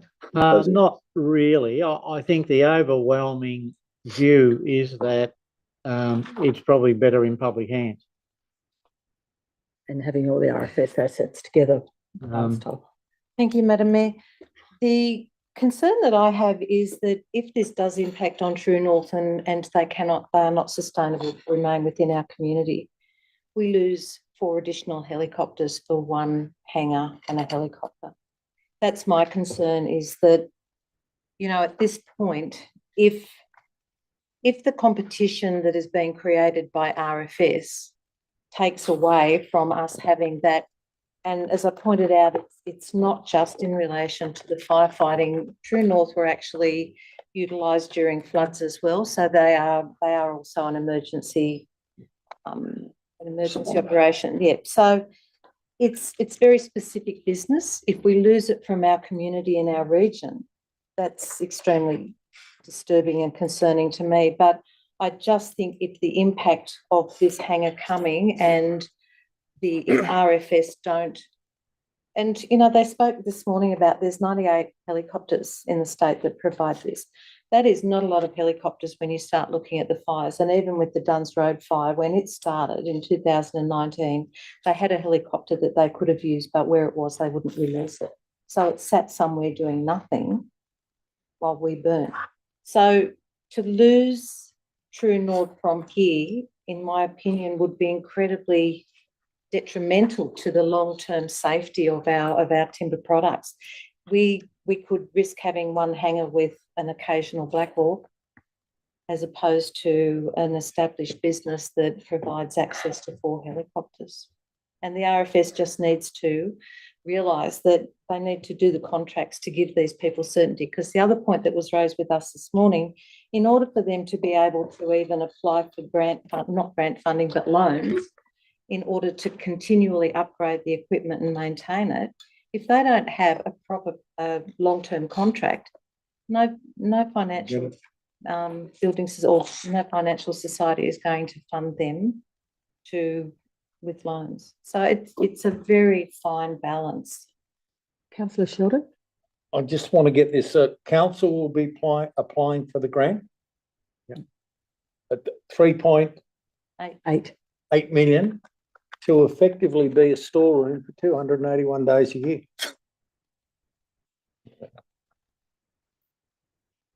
Is that correct? Because the contract, because as they said, they'll come over from Cooma for 84 days of the year. Maybe they'll be stored here. As the general manager pointed out. No, I don't think. No, that's not what was said this morning. What was said this morning was that True North have got a contract for 84 days of the year. 1 helicopter. Yeah, which my understanding is spends half of that time in Grafton and then is deployed back here for the other half. Okay, but it's still a lot of money for a grant for us to apply for to something that's effectively going to be a storeroom for quite some considerable period of time. And my opinion is I don't, and probably not valued that high, but I don't think that'll go down a great deal with our ratepayers out there that we are going to be spending or applying for a grant, which I thought was agreed on. We should be, previous council, I'm sorry, no more grants would be applied for until we cleared up what we were doing at present. I might be wrong. That'd be a silly thing to do for any council. No, but I'm just saying that's what they did say. Councillor Hayes hasn't said anything. I would say that if that helicopter is here for just one day and it puts out a fire, that's a good result. Something. I think just listening, I would like the Softwood Working Group to work with True North and Rural Fire Service to work with True North, see if they can negotiate a better contract for them or a more Secure. contract that goes for longer, just recognising. And by way of explanation, the councillors and council staff, some of the councillors and council staff went out to True North this morning and had an inspection, and it's a very slick and effective operation. It's very Very lucky to impressive. be able to see that and really appreciate what they do. I think the other thing we need to be doing, or Rural Fire Service, the Airport Committee, the council, and the Softwood Working Group need to be working towards lengthening that runway, acquiring the land, and continuing to improve the airport. Because if you're the mayor of the council, if you're a landowner, if you're a forester, or just any property owner, and you've got fires impacting on your land, you want as many helicopters, as many planes, and you want them fully laden and effective and working on getting that fire out. I don't want to see anyone go through What you went through. Thank you, councillor Hayes. Councillor Wurst? I'd just like to say, it might be $3.8 million, but if it saves a fire from burning the rest of the pine forest up at Bondo, that's worth it. And the ocean goes. Can I just say, look, I've never heard much rubbish in my life. It is not, you're not going to save anything by building a bloody hangar. I mean, it's ridiculous. It's a white elephant. It's money down the toilet. And I think the public are just about jack of the mismanagement of money in this state and federally. I mean, that is just $3.8 million that could be going towards the volunteers, putting slips on the back of farm utes to actually do something. This is nothing but a glorified shed to house a helicopter a few days a year at best, maybe a month, who knows, when they can be out on the field. They don't have to be in a hangar. Who says they have to be in a hangar? They're in a bloody combat situation fighting fires. It's absolutely ridiculous. I mean, True North are on the ground here. They have saved this community time after time. The tip out at Vizzy, that would have gone all through Mingery. We would have been fighting fires for the next 2 months. And nobody gives a stuff. But the Softwood's Working Group comes up and says, oh, we'll waste $3.8 million building this white elephant out of the thing. Now, we've got to give away our land. That's our land out there, which could be used for commercial purposes. We could rent that to somebody else that might want to build a training facility, that might want to build an engineering facility, something aviation related, not storing whatever the RFS are going to put out there. Cadet uniforms, I don't know, but it's a joke. I mean, that's our land. We need to conserve it. And I am sick and tired of this. Oh, it's just $3.8 million, and let's apply for it. Well, these grants are a joke. Thanks, and they need an overhaul. I tell you what, they need an overhaul. These government departments, they are absolutely just blowing our money. The bureaucrats need to be blown up. They should be taken out of this complete equation. Thank you. Well, what's the point of order about it? I mean, the whole thing's a joke. There's a level of respect. A level of respect. They treat us with disdain. They spent $1.4 billion on masks during COVID. Do I have anyone to move out of committee? Yeah, I'll move that. Councillor Wurst, Councillor Hayes. Thank you. Okay, so we do have a motion in front of us. Motion of rescission,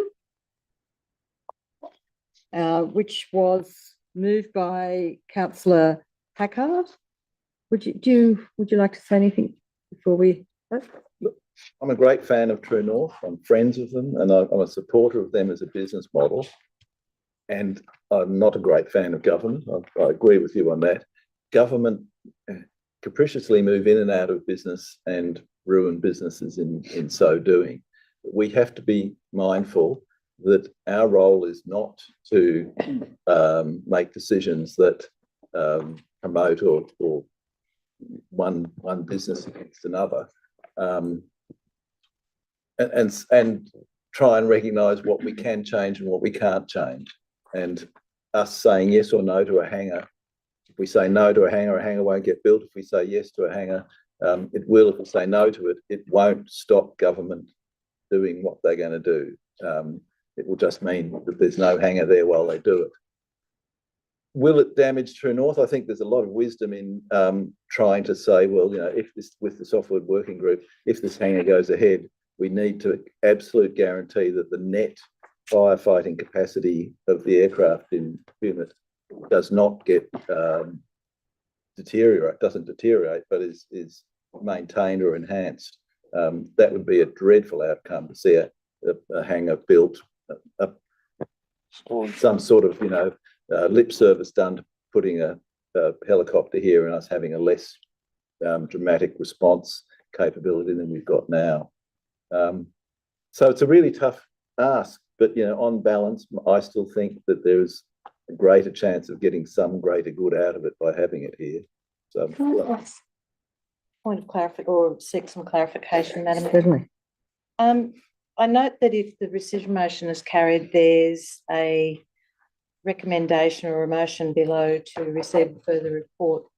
Instead of just saying that receive a further report on the funding opportunities, is it possible to expand on that to actually clearly identify that as part of the agreement that Softwood's working group and the RFS will undertake negotiations with True North so that we don't If I can speak through the general manager. I think that'd be better. If the rescission motion is passed, then I think that addition would be better In the next added motion. to the next report That's later in the bit. Later in the day. paper. After.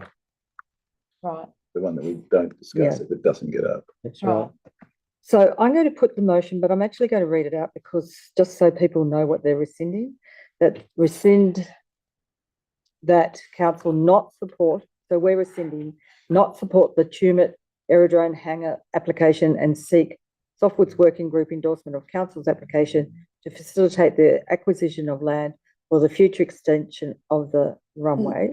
So we're rescinding that motion. But we still want to, well, personally, I still want to try and get the land to the extension of the runway.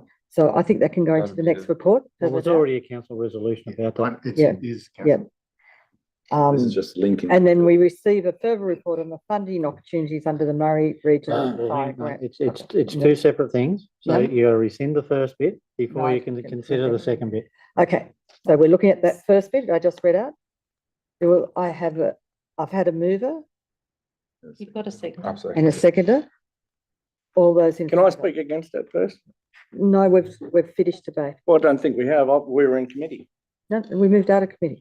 Yeah, but now there's a mover that's spoken to it. I want to speak. We went back to the final.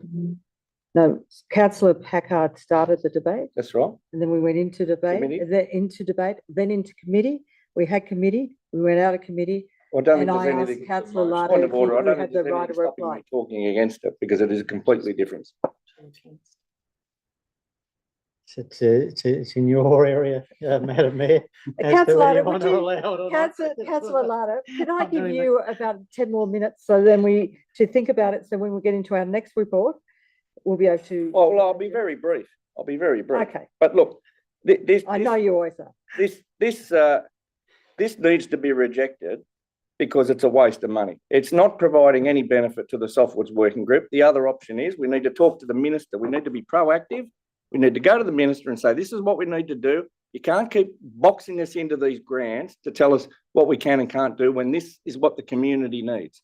That's what's going to give us a safe outcome for our community. That's what's going to save the Softwood's working group economy. That's what's going to save lives. That's what's going to save the economic prosperity of this community. I made a submission to the RFS parliamentary inquiry, and I'll just read you one little bit from it. The Royal Commission into Natural Disasters stated Australia needed a stronger sovereign fleet to support aerial firefighting and natural disasters. It was not stated the government buy these assets. It was to have the government support local Australian industry, not compete with it. Now, here we've got a Canadian company that is a commercial entity asking us for a handout. That's what they're doing. They're asking, it's not the RFS. We're not giving it away to some charity. They are a commercial operator of the RFS assets, and they should be treated like a commercial Okay, thank you. asset, because do you know what? I tell you what, this is a complete mismanagement. I'll tell you why. That 412 helicopter that operates at $5,000 an hour for FLIR can be run on a twin engine fixed wing aircraft at $700 an hour. Thank you, That tells you Councillor how much the RFS That was wastes a money. brief reply. I do appreciate that. Okay, I am going to put the motion. All those in favour? So we have Thompson, Packard, Hayes, Hardwick, Works, Ham. Against? We have Sheldon, Larter, I'm abstaining, so that's a no. because That's I a didn't no. even get there Yeah, this morning, Inglis. and Yeah. I don't. Yeah, know no, enough that's about fine. Councillors, can I congratulate you on a really good debate? Thank you. And let's move on To the next. to the next good debate. No. No, no, no, no. You're gonna have to go to get someone to move and second this. Oh, wow. Okay, can I have a mover to receive a further report on the funding opportunities under the Murray Region Fire Grant Program? Moved by Councillor Thompson, seconded by Councillor Works. Councillor Thompson, do you want to speak on that? Thank you, Madam Mayor. And I do note that we've got it 11.3 coming up later. As part of that report that we're going to be asking for, I am going to be asking that it is included that the Softwoods Working Group and the RFS come to the table and actually sit and have open discussions and meaningful discussions with True North. Points that I made in my argument earlier is that we cannot afford to lose True North from our area and our region. They are absolutely vital and critical. And the RFS and Softwoods Working Group need to understand the significance of the role that they have to play in the safety of our region. Thank you, Councillor Thompson. Anyone against? All those in favour? I That would- in favour, Councillor? Well, they should be given the same contract Absolutely. that the Canadian mob was given, 10 years. And if they don't do it, we don't support anything. They can get stuffed. Thank you. Okay, all those in favour? Unanimous. Thank you. Round two later on. Okay. So now we're at 8.2. So, Madam Mayor, is that going to be pursued as an option? I mean, they need to be given the same contract as the I think Canadian. it's a great point that we can add to the next, when that comes up in the next motion. Thank you. Okay, 8.2, notice for rescission, section 7.11, development contributions update and draft, section 7.12, development contribution plan 2004. This was put forward by Councillor Sheldon, Hayes and Larter. Do I have a mover? Councillor Sheldon. Seconder, Councillor Larter. Councillor Sheldon. I think it was all explained pretty well this morning, actually, that we wait for the report, because when it first came up, I don't think, and I'll say it wasn't explained fully. I think it was explained better this morning, but I think as it says the council receive a further report in February next year, and then we can sit down and discuss it when we have the full report, so we understand the full scenario. Thank you, Councillor Sheldon. Anyone speaking against? All those in favour? I've missed something, haven't I? I was going to speak again. but Oh, yeah, you speak again.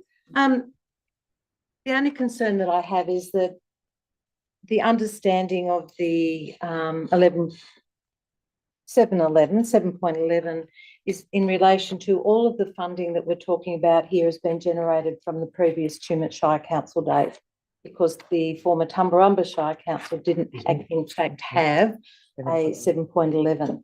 So it just needs to be understood that once the 7.12 comes in, if it comes in and there's no objections and submissions, then we need to fully understand that these funds must be retained within the former Tumut Shire area, because that's where the funds were generated from. I look here and I appreciate that, well, Councillor Sheldon is referring to the fact of not a great understanding of how it came about. The work plan behind it, I think in future, councillors need to have a role to play within the development or the comprising and the priorities of those work plans for the contributions. So I just am concerned that if we leave this until next February, then we're looking at next May before anything really gets done. But I respect other councillors' views may differ to mine. Any other speakers? Democracy. Just a question, if I may, Madam Yes, Mayor. councillor Moore. Of any of these items for potential expenditure, has the money been spent on any of them as yet, or are they still all in escrow? You know, no, there's been no money spent on them, councillor England. They'll now remain in abeyance. You're right. They'll remain abeyance, but I take on board what councillor Thompson has said. but in any case, there's a requirement under point 4 that we would have brought back any designs on some of those projects in any case. So, Right, thank you. look, I hear what councillor Thompson's saying, but you know, we've got a pretty, I guess we've got a, you know, we've got a lot of projects on at the moment in any case. So, you know, realistically, whether we have a chance to turn our mind to some of these projects tomorrow, I'm not sure that there is the capacity for staff to do that. So I'm not sure, you know, we're almost into December, dare I say it, and then nothing much happens in the first few weeks of January anyway. This report will go to February. You know, I think it's manageable. Councillor Packard? I'll say I'm speaking for it since you have to be one or the other. Was this list drawn from, well, there was this list here of those ones drawn from a much longer, more extensive list, or is this basically, does anyone have any of that knowledge, or is this basically the only projects that really fitted the criteria? I might get the Executive Manager Growth and Development to comment on that. Through the chair, these are the main projects that have been identified in the 7.11 plan. So essentially what it's doing is pulling the funds together in order to deliver those projects. Now, my question was, were these projects a subset of a much larger set of projects that you went through and evaluated and said, these are the ones we want to do, or is this basically it? And considering it further is not going to really deliver much, you know, much more additional value to the community. Through the chair, there are other identified projects within 7.11 plan, but at this stage, these are the projects that have been put forward, which would have the most community benefit, based around growth that's happened throughout Tumut at this point in time. Okay. Thank you. So they haven't been identified in a advocacy plan or anything like that? Do you want to answer that, Mr. Wilton? Through the chair, no, these projects haven't been identified in advocacy plan at this point in time, no. But they are part of a works plan. Correct. Drawn up by? Approved by the councillors, I assume. Through the chair, these projects were identified as part of the original 7.11 plan, which would have been approved by council, would have been through community consultation, and then finally adopted by council. Thank you. Councillor Hardwick. Funds for these projects have been pooling since 1997. I think if we can wait until February, I think we can. That long list. Yeah, and look, you know, some of these concepts are, you know, quite complex, and I think it's, you know, I think it's probably advantageous for councillors to have a full understanding of what we're talking about before they make a decision on it. Yes. So, councillors, this is a notice of rescission. So, just be careful if you know are you voting to rescind or not to rescind this motion. Okay. So that was moved by Councillor Sheldon, seconded by Councillor Lada. All those in favour of the rescission?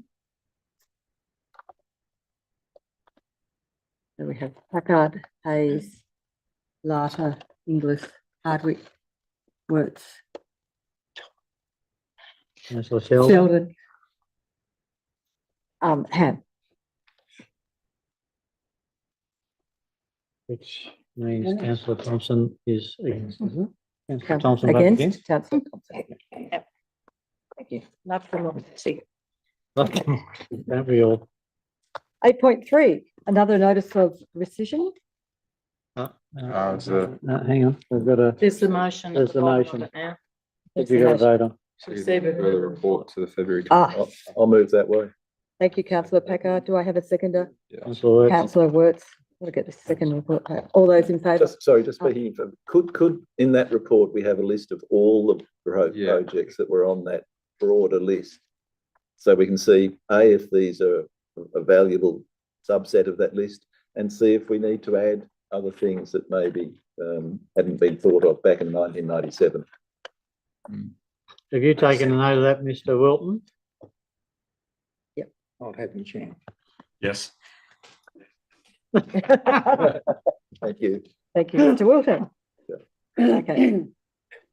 Okay, so all, Well, you can put it in, I suppose, for clarity. so councillor Packard and councillor Wirtz, are you happy with that amendment? Putting in, including all projects for consideration. From the words plan, is it? Yeah, from Yeah, all projects. projects from the I guess Works related to From the 7-11. 7-11 Work plan, Yeah. or possibly from the potential projects from the 7-11 plan. Any project. That's right, yeah.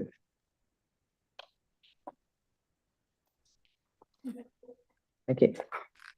Packard and Wirtz, you're happy with that? I'm going to put the motion. All those in favour? Unanimous. Thank you. Now on to 8.3. Sorry. Got a lot of paper as well.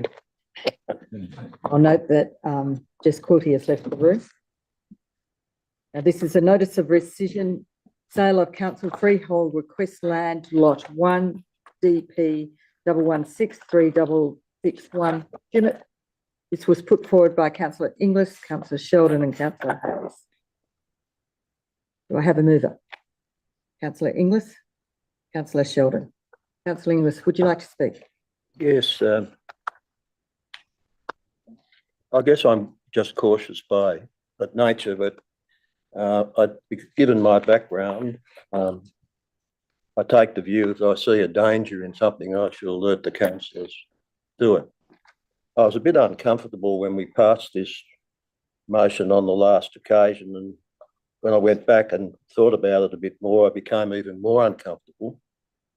A couple of matters have been clarified to some extent in the workshop this morning, but my first concern was that the valuation was to be prepared on the future land use zoning, not the current zoning. And we don't know, or I wasn't aware that there was any precision as to what that future zoning was determined to be. And I don't know whether we know the answer to that or not.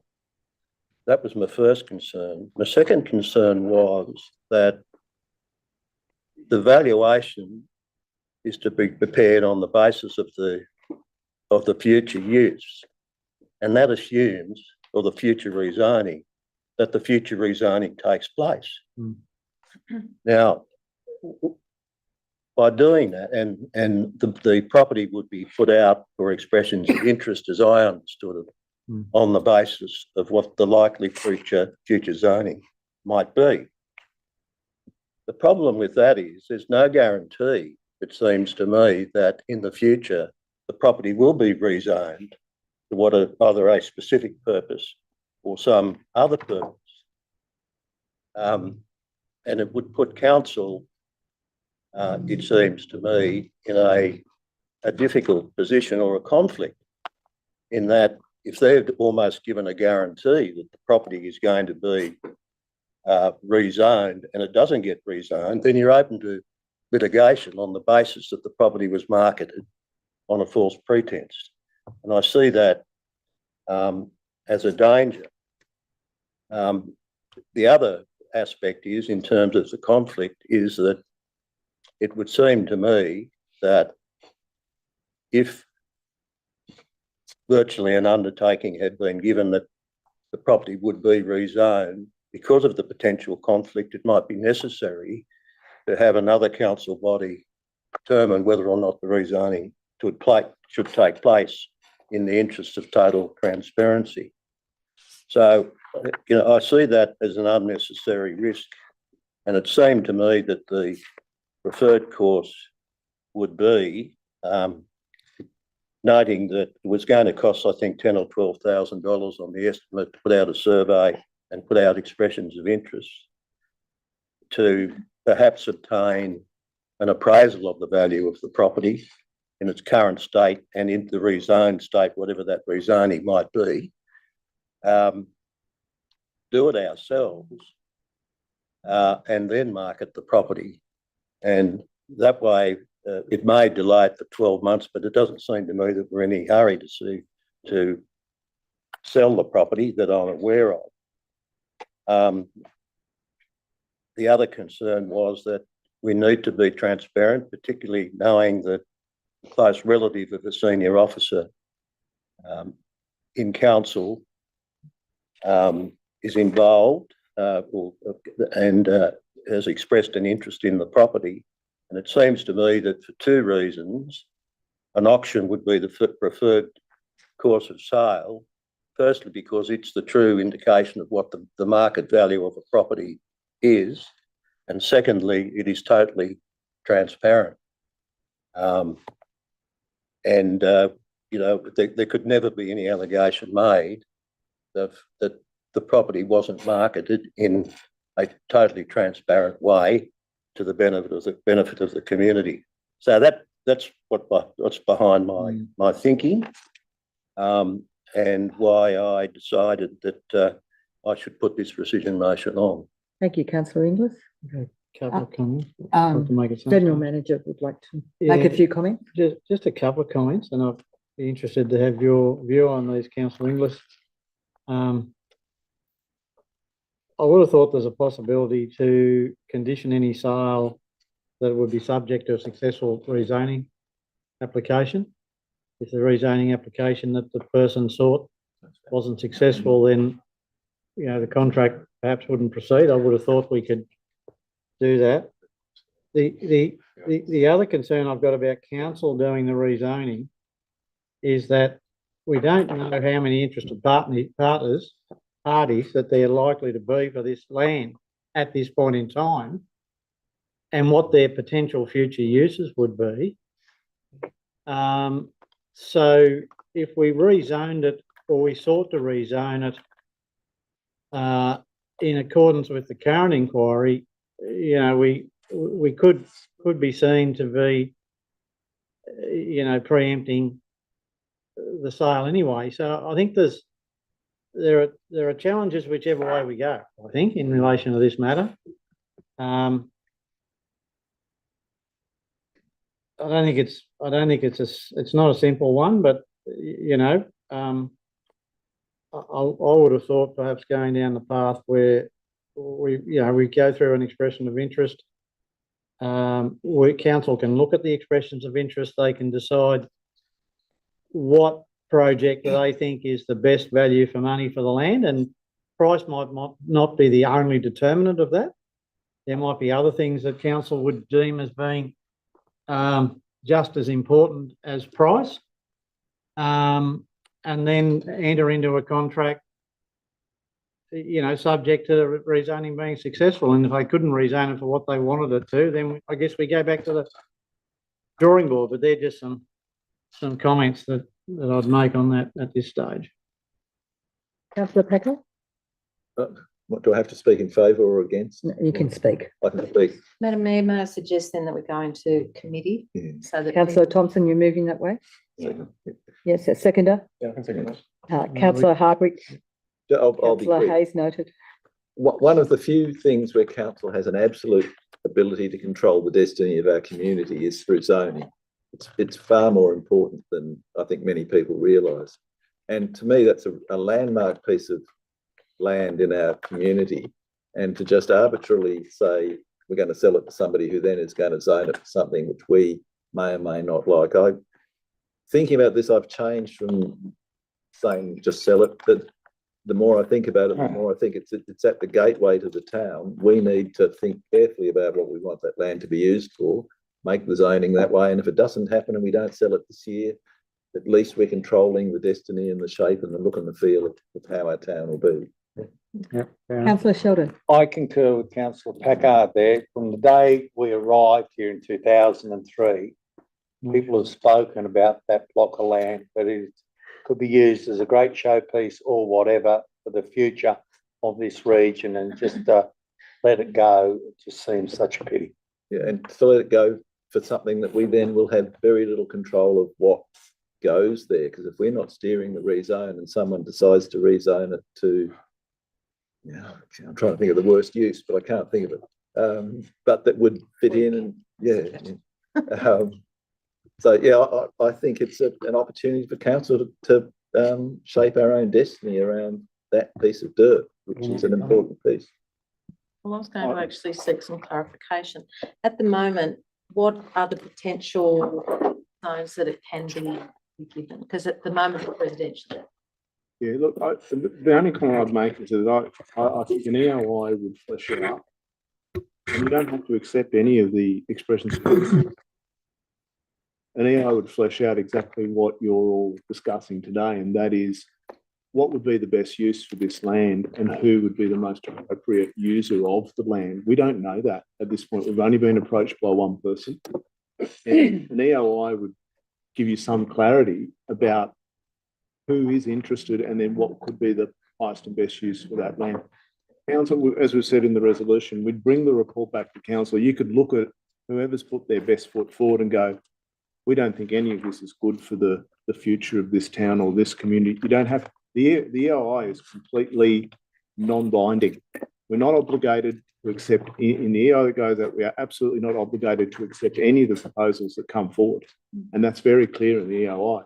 So the people who put in an expression of interest know the full risk that whatever they put in may not be accepted by council. There's a good chance that council can accept none of the expressions of interest that are put forward. So that's just my opinion on the matter, that an EOI is the best way to understand who's interested, what the value of that land is, and then how it's developed. Then going forward in terms of a rezoning, that gives you much better clarity on what that possible rezoning could be. And if council wants to then take on that risk, we're at the point where we are now with this motion. Councillor Thompson. Madam Mayor, thank you. The point that the director has just raised in relation to the expression of interest is not binding. There's nothing to say that it will be sold per expression of interest. We can still choose to go to public auction if that's what we decide. We've had no other interest demonstrated in the purchase of the land until now. The approach to council, and I've got no idea who it is, and I'm sure that while it's being referred to as a close relative of somebody in here, we have very stringent pecuniary interest and disclosure. So we need to have faith that that process is what keeps the transparency going. The concern that I have is that if we choose to zone it ourselves, whatever that zoning may be, are we choosing the zoning that is going to attract people to actually come and develop that site? As I said, we've had no other expressions of interest over many, many years. We've now had an approach which has now triggered us to put it out for an expression of interest, which may actually attract further people who have an interest, who would have to, through their expression of interest, identify what they're going to do with the land and what sort of zoning. The $20,000 that's required to rezone it and the 12-month period means that we come back here next year and we really don't know who's going to be coming to approach us to purchase it or not. I think to go to an expression of interest, it gives us an idea of what players are out there and how much interest there may be in that portion of land. Madam Mayor, Councillor Works. we just What's only at the moment? I'm sorry. Sorry, Andrews. You're next. yeah, Michael, just I mean, I do agree with what you're saying, that it's important to be cautious with these kinds of matters, but I would just looking through the original motion, there's no sort of, as you say, obligation to proceed with any expressions of interest. After receiving perhaps multiple expressions of interest, we still could go to a public auction. And then we might receive multiple different zonings that the expressions of interest may require. So there's actually a potential of, if you rezone the land, that the buyer might actually want to rezone it again, which could be, a double cost that doesn't need to be applied.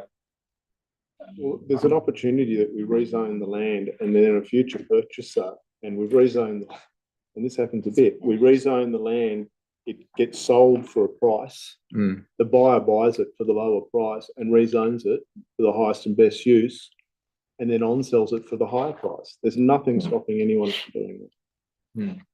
And that happens all the time in Sydney. You buy land cheaply for a particular zoning, you then rezone it and on-sell it at a higher price. Unless the council wishes to zone it specifically for a certain use or requirement.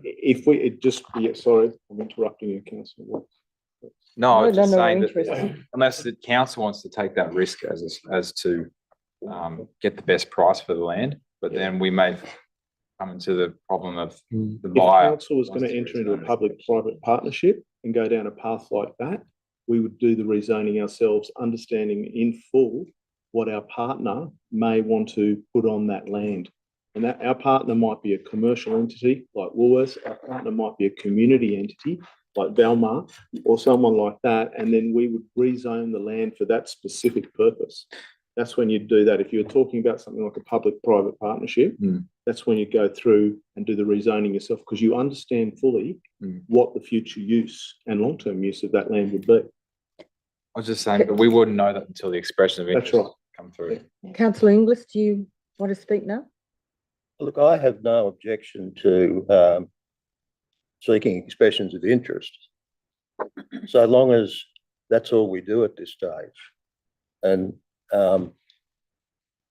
if we have expressions of interest and there are indications of, depending on how the expression of interest is worded, and that would be very important, indications of alternate uses, then we can give consideration to that. Cheers. If that's a satisfactory compromise. So does that mean withdrawing this motion, or? Well, no, not really.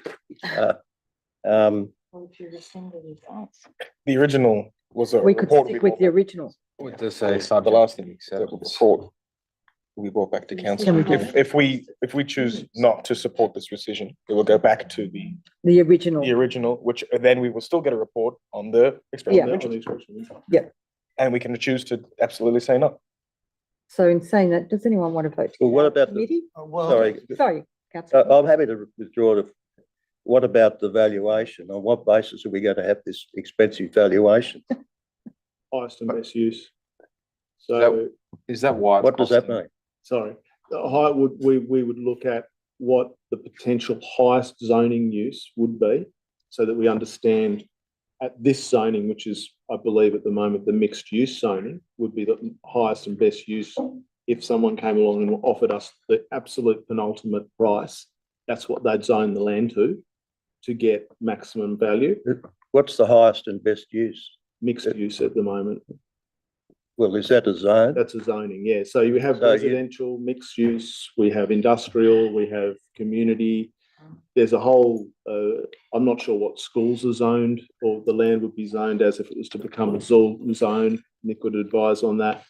But we would, when I say highest and best use, I mean you look at what is the highest potential value you would get out of that land and the zoning attached to that.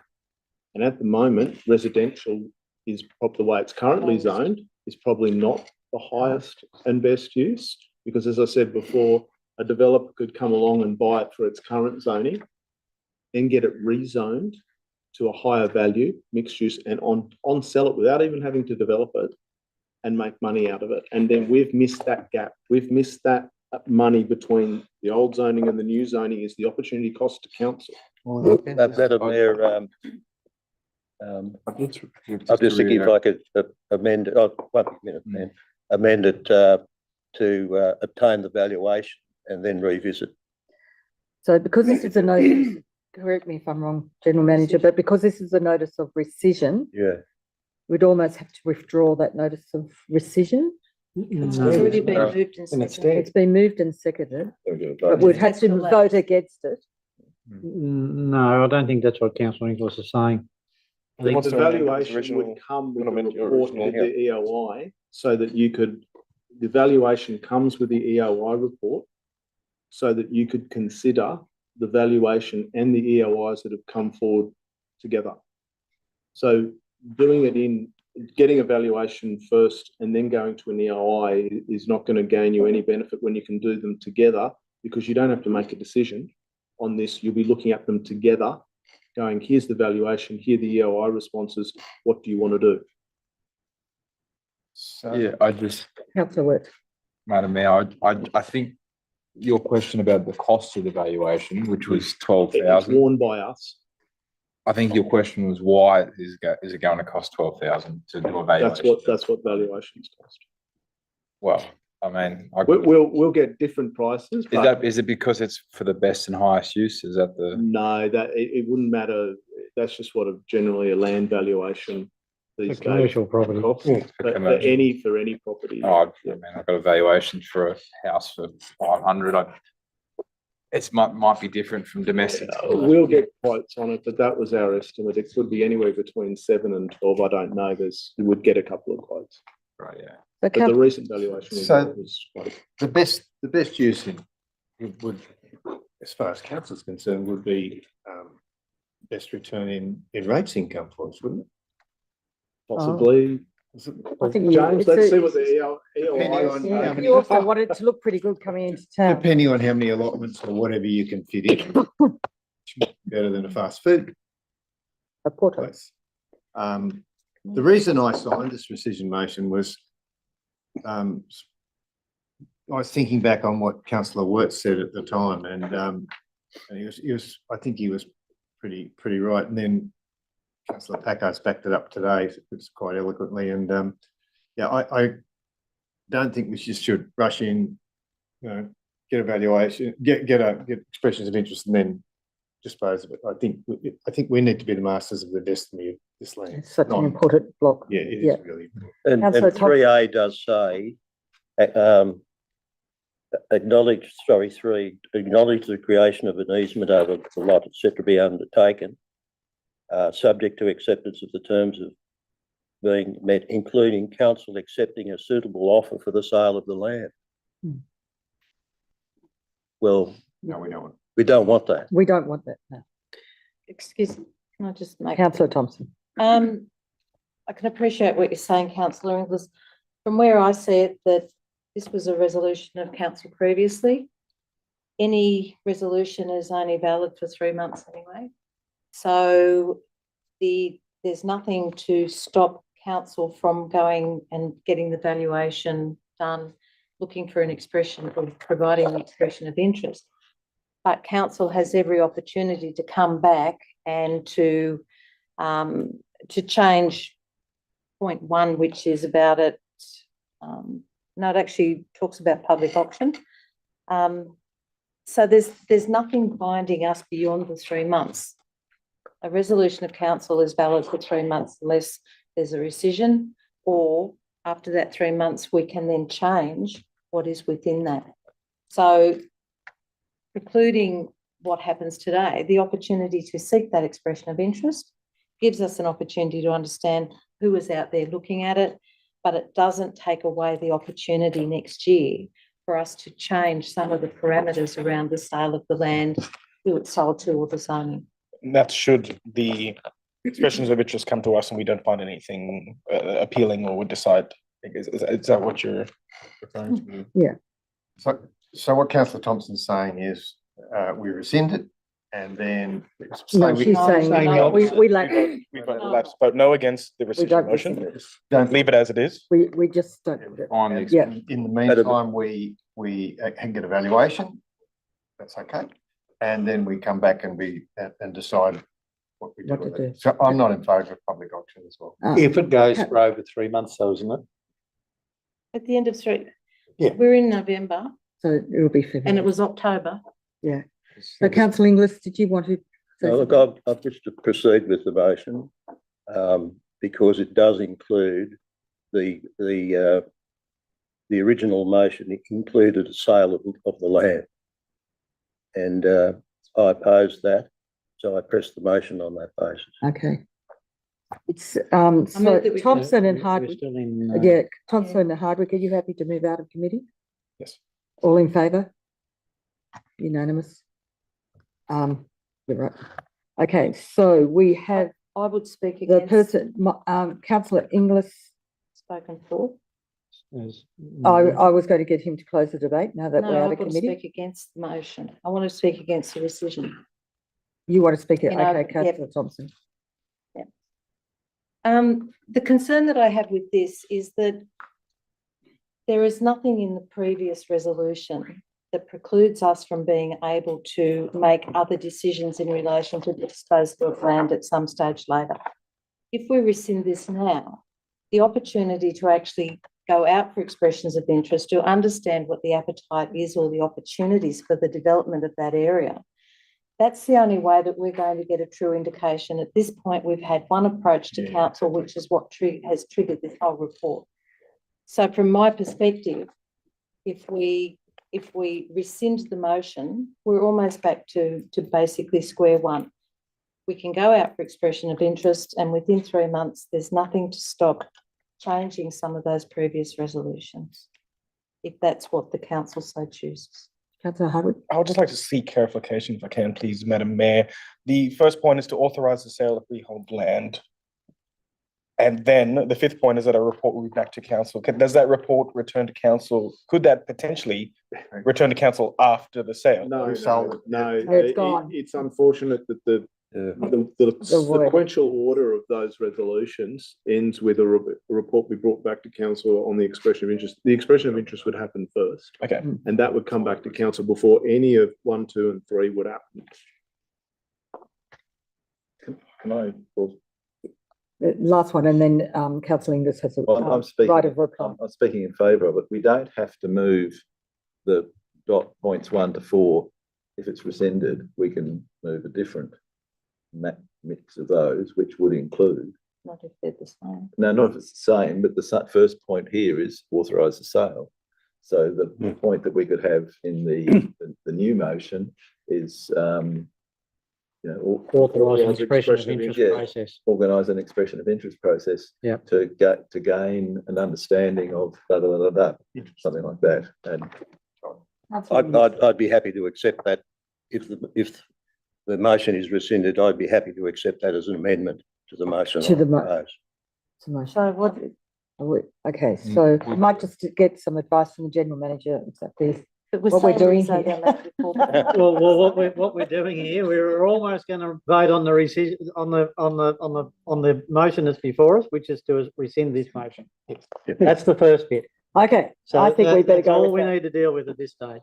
Okay, and we do have a mover, which is councillor Inglis, and a seconder, councillor Sheldon. All those in favour to rescind?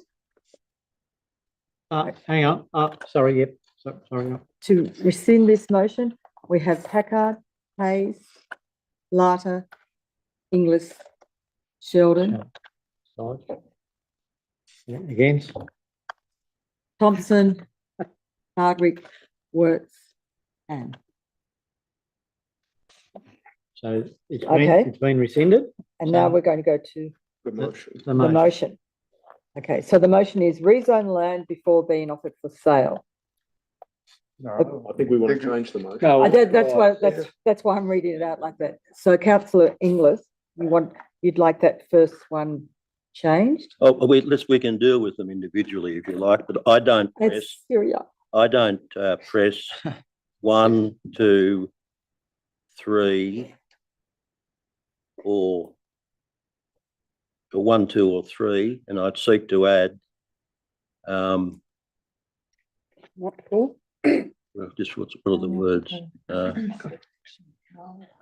Obtain expressions of interest. Okay, so we're going to take them individually, or one individually and 2, 3, 4 together? No. Councillor Inglis, I think you said, correct me if I'm wrong, you don't, in hindsight, you don't want 1, 2, or 3. Yes. But he wants I think what he wants is that council endorse seeking expressions of interest for the sale of lot one DP 116361. There's number one. And number two, receive a further report on the potential future. Or I think we have well, you can have a receiver. I think you could probably have receive a report on the outcome of the expressions of interest. Yes. And then you could probably leave for there also receive a report on potential future uses of the site. Thank you, General Manager. Could I say that the expressions of interest are not just for the sale, but for the use? For use You of. don't want just someone to come to us and say, I'm offering you $1 million. No, no, we want to know. You got some. For the sale, Applicable use. the sale and potential use of the site. Yeah, that's. That council, so Jenny, yep, in the motion, Yep. that council endorses seeking expressions of interest for Sale and use. sale For and use. sale and use of the site. That's what. Would there be, Madam Mayor, would there be a valuation for the lot We'll 116? still do evaluation. one? Would that need to be a Need motion? an authorisation. Could that wait until after the expression of interest process? We'll see what we've got on the table. Yeah, because if it comes in, we know how to structure the valuation. Yeah. Okay, so, So what I was just suggesting there is that perhaps we do the expression of interest process first, get the report back to council, and then we make the decision around whether we want to do an independent valuation. okay, so we have a new motion there. Do I have a mover? Yes. Councillor Sheldon? Councillor Larter? I'll No? just ask a question. Is it not possible that during the process that whoever we assign as the agent, that they may well be able to provide a valuation to save the money? Well, that was Councillor Inglis's point. Councillor Inglis, you've been put down as moving that motion. Are you happy with that? Yes, I am. Great. Councillor Sheldon, I'm going to put that motion. Well, I think we can take that comment because that was Operation. certainly the intent of Councillor Inglis's Yeah. original motion, and we can take that on board. And when the report comes back to council, I think we can have that discussion at that time. Okay, all those in favour? And it's unanimous. Thank you very much. Madam Mayor, could we just break it now? Yeah, let her back in. Would the council like a 5-minute break? Probably gone home. The Thank you, cameras are councillors. still on it. We are having a 5-minute break. You need Are we? to sound it. Right. We probably, Been requested. Madam Mayor, in all honesty, we need to move and second. Could I have someone to move? Councillor Hardwick, Councillor Packard, And voting? all in favour? Unanimous. The microphone's on. I'm just going to turn them off.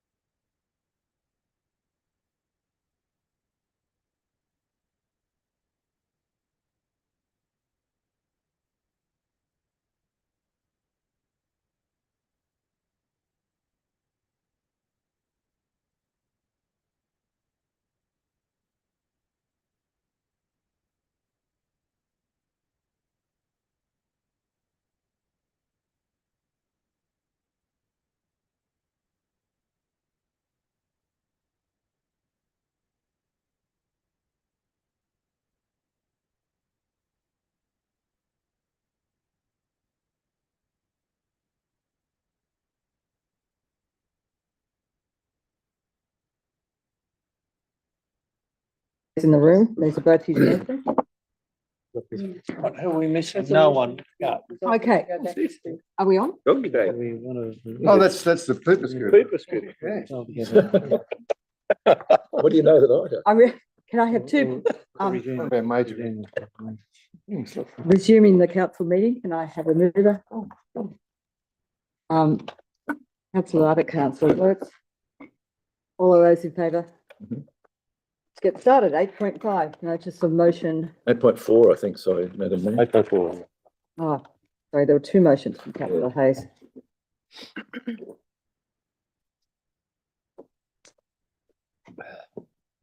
Eight point four, new advocacy plan. Councillor Hayes. The motion there. Do I have a mover Yes. and a seconder? Councillor Hardwick. Councillor Hayes. Look, this is pretty simple. You ask the community what they see as priorities. You ask the councillors what they see as priorities. You put them in a folder. You have a little spiel on each one, and then you advocate for them. It's not new. It's simple, and it works. And we've just had 3 years where we've had a plan not to have a plan. We need this council to have a plan, know where we're going. And this is the first step.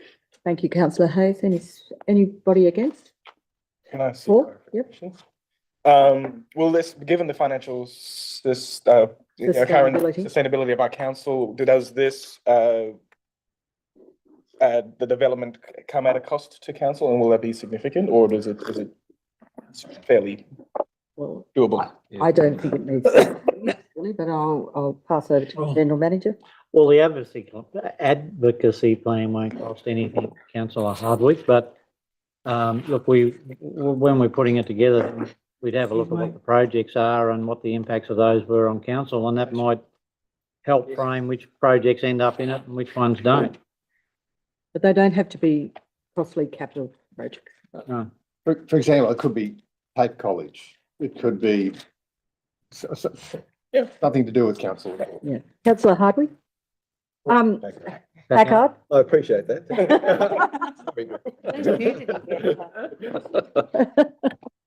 Just a couple of points. I'm speaking against it. Firstly, I think we really need to resolve whether we are actively seeking demerger or not, because to do an advocacy plan, which Tumut could be seen as superimposing upon Umber or vice versa, which is probably the vice versa, would be counterproductive, I think. And secondly, I went to a Snowy Hydro thing, and there were 4 people from Tumut at it. So it's not easy to get Tumut people to come and consult. So it's not something that can be done quickly or easily, and so to rush into it on consideration. We're talking later on about how we consult with the community. So it's just, even to the point of which groups do we talk to and how do we talk to them. So that there needs to be consideration. I'm not anti the concept of it, but just making sure that it's done so that it's legitimate for the communities of interest, which we end up with in 18 months. Thank you, councillor Packard. Councillor Leiter? Well, look, I'd just say, look, I think it sort of worries me that this idea of demerge always ends up coming into anything that's forward thinking. I mean, at the end of the day, that's like saying, what are we going to do with the money when we win lotto? I might buy a couple of planes and a helicopter and a couple of cars. I can map it all out, but we don't know that we're demerging. That's about 5 years down the track and probably another 3 governments. Who knows? These people couldn't run a hot bath. So why do you think, suddenly they're going to say, oh, yeah, here's the money. Go ahead and do everything you want.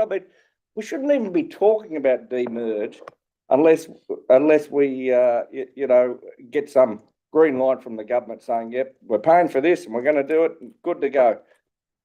They do that, good. Otherwise, we just get on with business and start concentrating on what we need to do. Thank you, councillor Leiter. Hopefully that's what I did last Friday. Yes, councillor Thompson. Thank you, Madam Mayor. The concern that I have is the actual wording, urgently engage with key community bodies. And if we've learnt nothing in relation to if you rush in to do things that aren't actually planned and managed, as Councillor Packard said, we do have further on the report on the community engagement strategies, the policies and things like that, to understand how we do engage. We do engage with the community. We've got the community strategic plan. That belongs to the community. It's not council's strategic plan, it's the community strategic plan.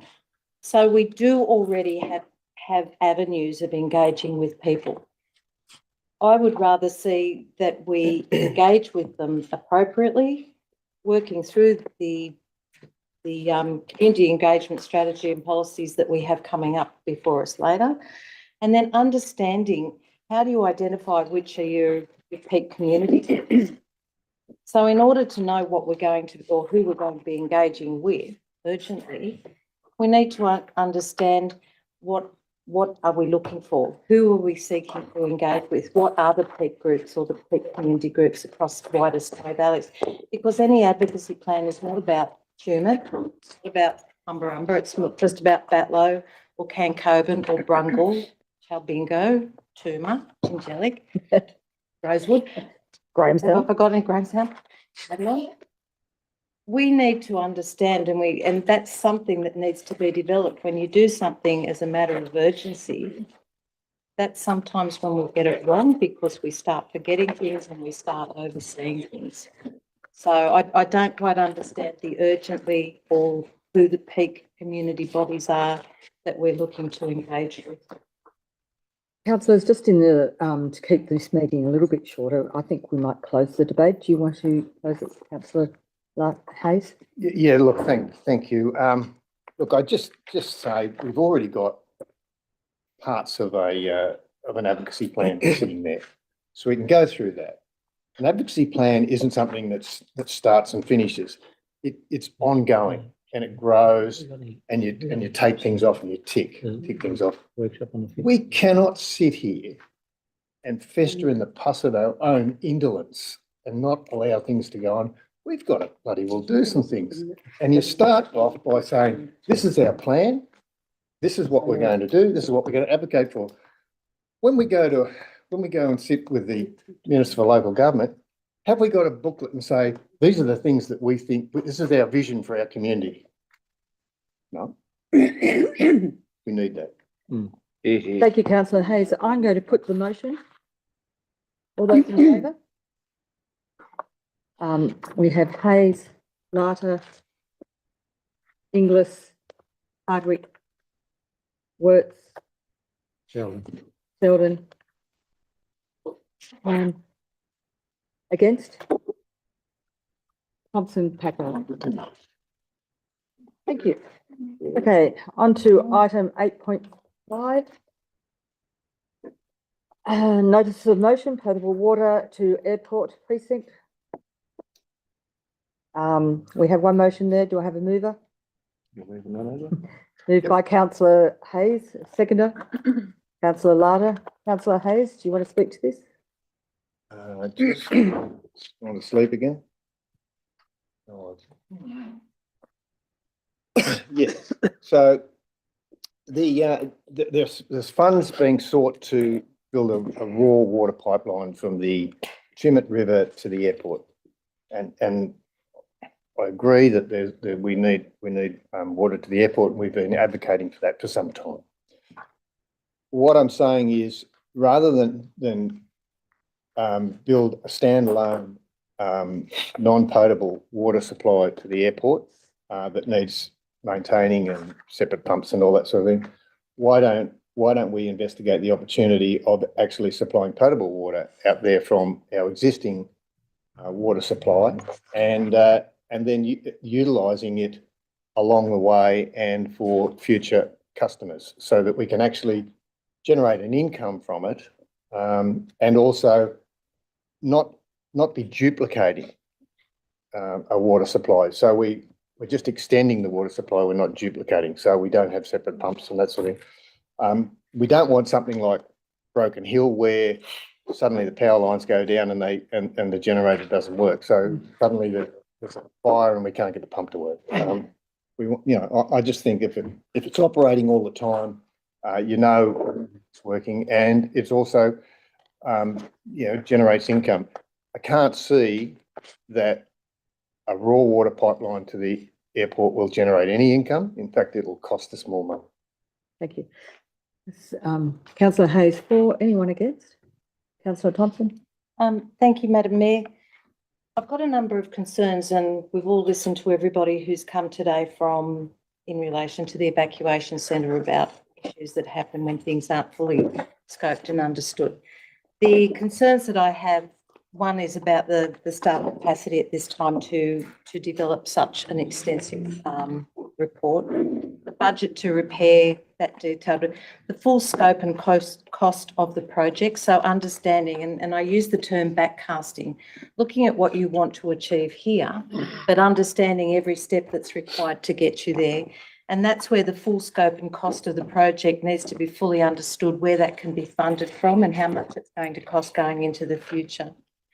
I need to understand the capacity of the current water treatment plant work. Is that going to be able to have the capacity to deliver the water out there for not only the residential areas within Tumut and Adlong, but also because our water does go to Adlong as well. So if it goes to the aerodrome and then beyond to the River Orchard estate, then that creates another pressure. So does the current plant have the capacity to do that? If we're looking at a new water plant, have we identified the site? Do we know how much it's going to cost? Do we understand what the big picture is going to be? Then we have the appetite of all the land or the property owners, because the minute that the water pipe runs past their house, whether they link into it or not, they will be paying the access charge. So they will be charged a fee irrespective of whether they access that water or not. The fact that it runs past their property or through their property means that they would have to pay. We have the issues of creating an expectation across the community if this is going to happen, and yet at this point we have no understanding of how the project develops, how much it's going to cost, what is the scope of it, what's required in order to deliver that, and yet we have an application going in to ensure that the water is provided. They've got the 2 massive tanks that is going to be storing the water. These are my issues of concern. It's not a throwaway statement of wanting potable water at the aerodrome. It's understanding all of the consequences and the implications that come with that. And I use the evacuation centre as an example in that we didn't fully understand every component of that project before it got to the point we now have communities very divided over that project. So it's not that I completely disagree with the idea of potable water. I just don't think that it's had a great deal of thought as to how it's going to be provided and what the long-term consequences financially are going Thank to you, be. Councillor Thompson. Councillor Latta? And then, Thank God, John Bradfield, when he designed the Sydney Harbour Bridge, put in extra lanes. Visionary, like my learned friend. Councillor Inglis? The motion is only to investigate the options. Yes. It's limited to that. Yes. Councillor Sheldon? Well, we just passed an advocacy plan. It's going to think, but look, my question is the priority of this. That's my only question. I see the merit in it, the long-term merit. And surely that may be one of the things we take to the community and mention if we take the advocacy plan to the community. Could I ask advice from the General Manager about this? About what? Like how to investigate the options? Like it's a big strain on council. Can we fit it in at the moment? Well, it's going to cost a lot of money. I don't think it'd cost a lot of money. You'd probably better direct it to the Director of Infrastructure and Works. I think I'd throw him under the bus. Thank you, General Manager, through you, Madam Mayor. Look, we have got a lot of work on our plate at the moment, but to prepare just an options report and get some estimates and some costings on that is something we could bring back to council in the next 3 to 4 months. So it's it's something we could prepare just an options report on and leave it at that. Would it be possible to include some sort of just a very preliminary survey of the people potentially impacted by it to see if there's any appetite for it, for the users out there? Just running it out for the airport is not going to be worthwhile. If everybody else along the line would like it, and if the Orchard Estate might think this is a great option, then, but if it's just for one. Well, the issue, I'll just clarify the issue that Councillor Thompson raised, because I think I saw Councillor Sheldon raise his eyebrows, I'm not sure, but Councillor Thompson is right, but if we run that water line out there to the aerodrome, any property, any dwelling that's within 220 metres of the water line would be charged at a water rate. Years ago, I nearly got lynched for suggesting council try and run it out our way along Lack Strait, because all the people out there said, we don't want it, and actively didn't want it. So I just think it's something to be aware of, that if we've only got the few taps out at the airport, and once every 3 years filling up a water tank. Yeah, look, I think the director has probably answered the question, and that we've probably got the capacity to bring back a report within the next 3 or 4 months. You want to close the debate, Councillor Hayes? Your councillor hand. Okay, I will put the motion. All those in No. favour? Oh, yes, you do watch it. Do, but I'm councillor Hayes. Who did I say? Okay. Look, I remember talking to John Maxwell about running a water pipeline to Adelong, and he said, James, that won't happen in my lifetime. 6 months later, they were doing it. Yeah. Because the government was looking at those hollow logs full of money. So, nothing's impossible, but I just think, it's an opportunity. There is funding there. I just think we should investigate. I'm not saying any more.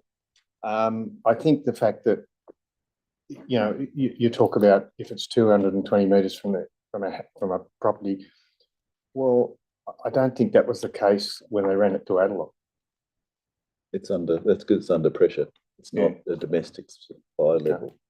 So anyhow. Yeah, well, that could be a bit of an anomaly, Councillor Hayes. Could be an anomaly, yeah. But I think probably Councillor Packard's right, it is under pressure. To the top of my hill. Gates or something. So, anyhow, I'm just asking to investigate it because I think it's sort of, something we should consider. And also the raw water pipeline may barely be used. But when it is used, it'll be really needed. But do we need a standalone? That's the question. Thank you, Councillor Hayes. I'm going to put the motion. All those in favour? And it's unanimous. Hold on. Thank you. Okay, moving on to point 9, urgent business without notice.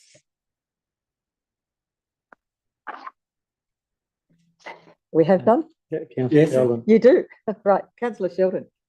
Look, I've been approached by a few people about local quotes that they've put in, and they understand there's a 10% variation, but some of them have missed out, and then when the product has come out, it has been a much higher quality. Councillor Sheldon, I'll put it to the room. It is it's not urgent business. Thank you. Okay.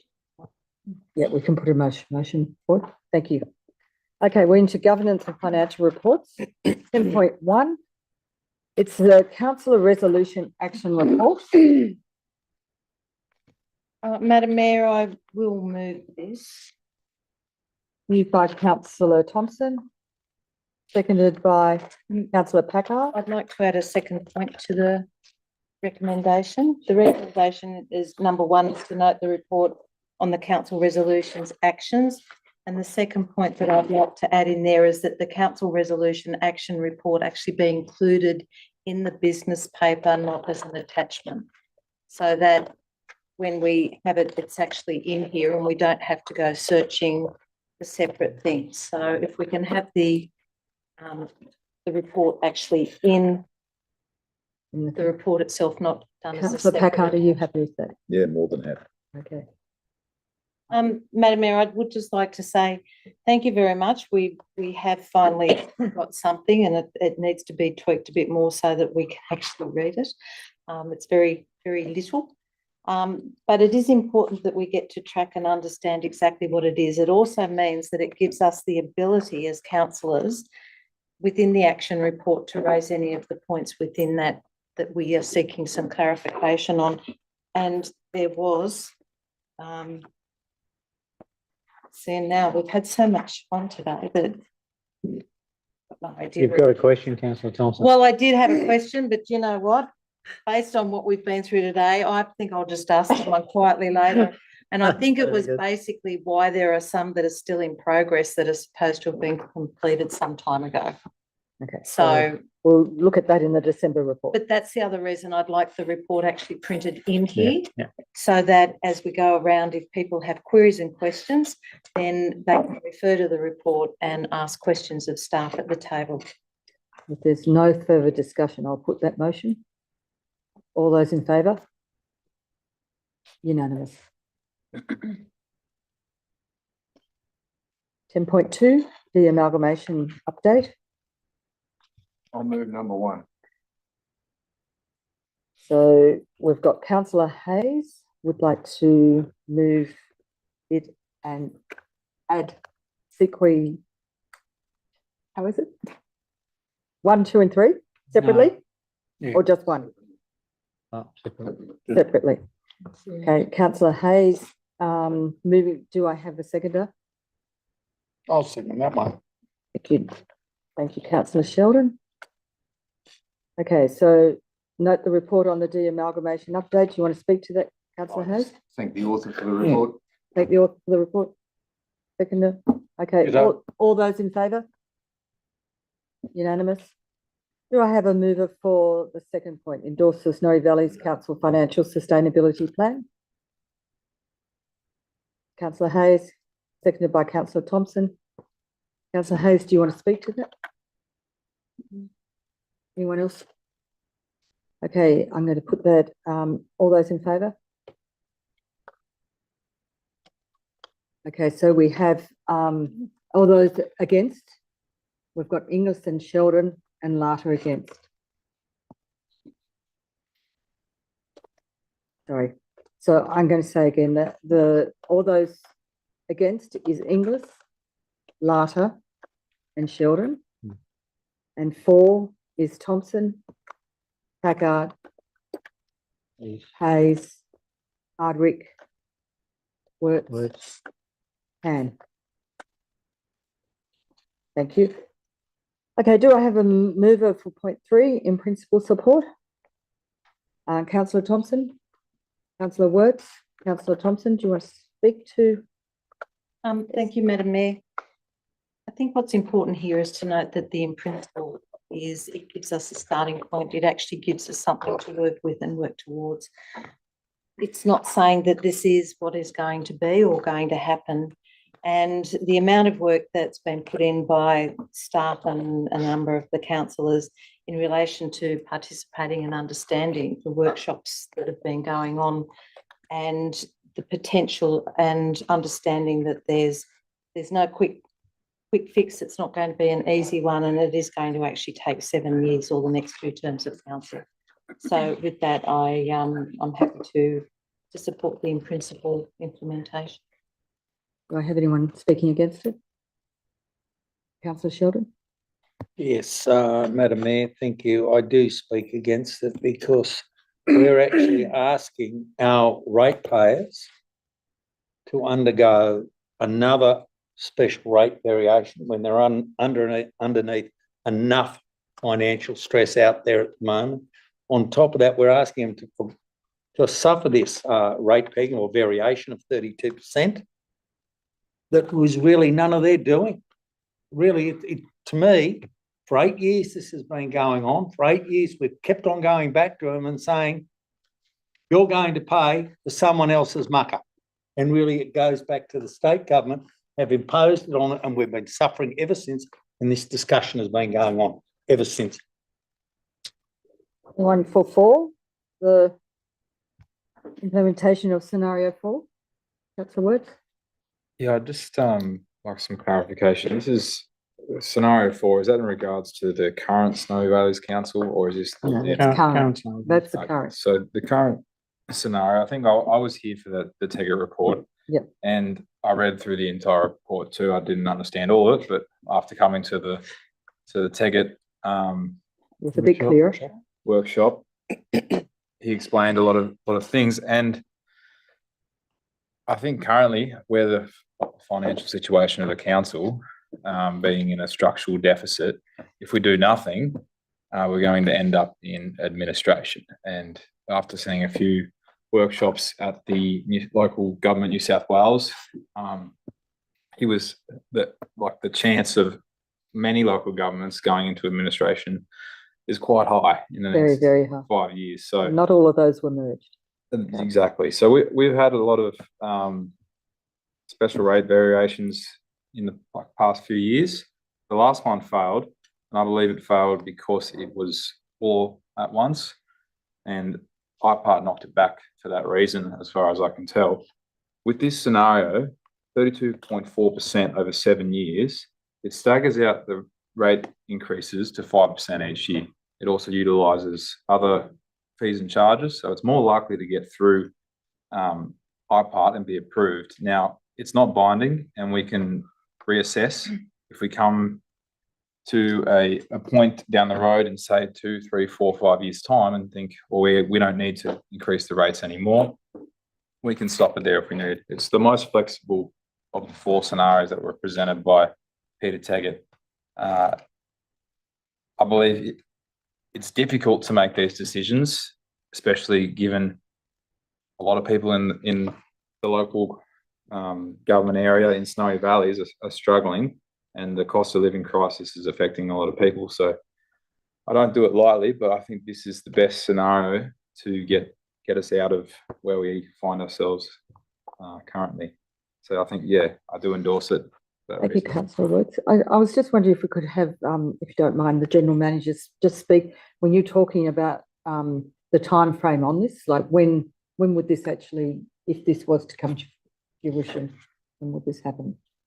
Well, the earliest possible time that we could look at introducing a special rate variation would be from the 1st of July 2026, because to lodge one for the next financial year, we would already have done the community consultation. And the reason why the first one failed was that there were some strategic documents like our asset management plans that we need to have in place that we haven't got in place. So we've got to tidy a few of those things up in house. They're hopefully not that far away in the next few months, hopefully, or in the first half of next year. So potentially we'd be looking at the earliest possible time, potentially doing some community engagement this time next year, with the view of putting in an application early 2026. And if it was successful, then it would start on 1 July 2026. So it's a little way away yet. And look, the reason for the recommendation, I suppose, was to give council or set I guess a pathway to financial sustainability. And as it was discussed by Councillor Packard earlier, within scenario 4, there are a few other things that have to happen too to make it work in its entirety. And they're things that the council have to monitor as we go through this process. So, I think it sets a direction, but doesn't do much more than that at this point in time. It just sets a direction that council's working to. You may come to account, you may start considering this at June next year, and you might say for a whole host of reasons, no, now is not the right time. You might put it back 12 months. That's a decision for the council at the time. Councillor Hayes. Just to say that hopefully it won't come to this.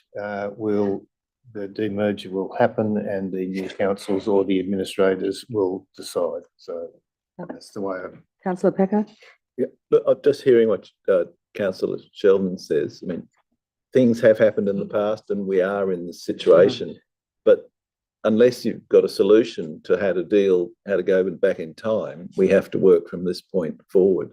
And certainly, I think Teggett's report indicates that that this is probably the least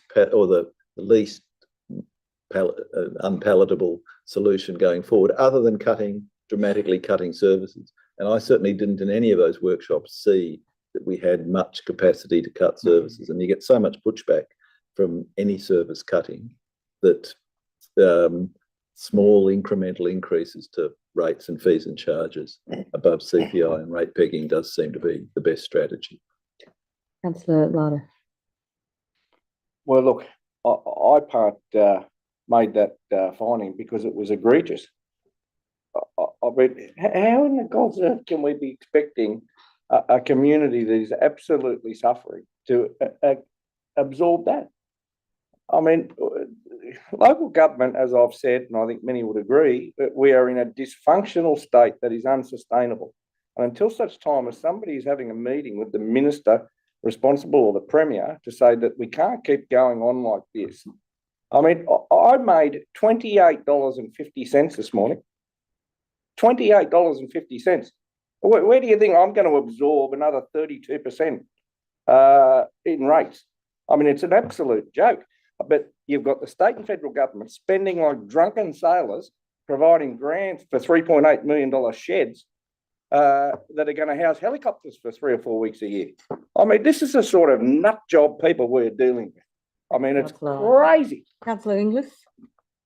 My difficulty with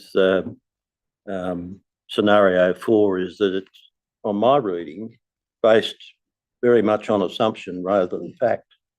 Now, if some of those assumptions become fact, then it might be palatable, but to my mind, it's not palatable at the moment. Now, I'm going to get Councillor Thompson to close it. Thank you, Madam Mayor. We all agree nobody likes the idea of special rate variations.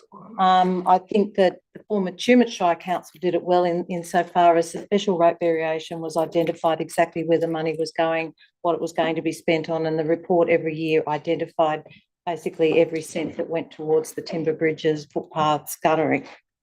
So a special rate variation, when used appropriately, can actually identify some of the areas, not just going into general revenue. It's over 7 years and it's only on the general rates. It is not on the waste and water and everything else. And that's where people look at their rates notice and think that it's on the whole amount, and it isn't. You know, it was made very, very clear to us throughout the financial sustainability workshops with Peter Teggett that to do nothing is not an option. And even prior to these elections, you know, we had members of the community who were asking for improvement orders to be placed on Snowy Valleys Council. And that's exactly what this financial sustainability plan is, funded by the Office of Local Government. They allowed us the opportunity to almost have a complete forensic review of the finances, where it's going, where it's been happening. And yes, I appreciate what Councillor Inglis has pointed out in relation to some of it being based on assumptions. But we really need to be starting somewhere. We don't have the luxury of sitting back and waiting and doing nothing. And so from my perspective, it doesn't lock us into anything. It gives in principle support. It gives us an opportunity to engage with our community and explain to them the timeline that goes with it and the way that we can work with them to actually achieve the outcomes. And it's been made clear to us that it's not going to be in one term of council. It's going to take at least 2 terms of decisions to reach an okay level, not even a great. So thank you, Madam Mayor. With that, I'll close debate. Thank you very much. I'm going to put the motion. All those in favour? So in favour, we have Thompson, Packard, Hardwick, Works, and against Hayes, Larter, Inglis, Sheldon. Sorry. Hayes, Larter, Inglis, Sheldon. Thank you, councillors. Okay, 10.3, draft State of our Regions report. We have one recommendation there to note the State of our Regions report. I have a mover in councillor Thompson, a seconder in councillor Hardwick. Do you want to speak to this, councillor Thompson? No, councillor Hardwick would like to say something as No. well. If there's no further debate, I'm going to put the motion. All those in favour? Councillor Hayes? Yep, okay, unanimous, thank you. Okay, and then further on, we've got 10.4, draft Snorri Valley's Council Annual Report. 2 recommendations there. Do I have a mover? Yeah. Councillor Packard. The words, Councillor Packard, do you want to speak to us? Only just to say that seeing it was done in-house, I think, it's a wonderful sort of move forward, and let's see them improving every year from here on. Thank you. Any other debate? Oh. I have 2 pages of suggestions and corrections that I'll. And can I just say that quite a lot of the councillors have actually read it, and it's really hard to proofread your own work.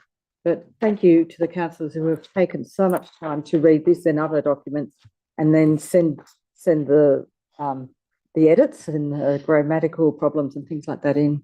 It is greatly appreciated by the staff. I might say that I was bemused to find that we were a softwood industry, red meat industry, and wind production region. Maybe. That's the council meetings. We think Possibly. And on that note. But the other thing I found that if we couldn't find anything more important than dog poo dispensers to put as number 1, didn't do much. Well, watch this space and see what happens. Thank you. Yeah, they are important. Okay, can I put the motion? All those in favour? Unanimous. Thank you. Yeah. Now we have the draft community engagement strategy and draft community engagement policy for public exhibition. I think we have an amendment to this motion. Yes, Madam Mayor, look,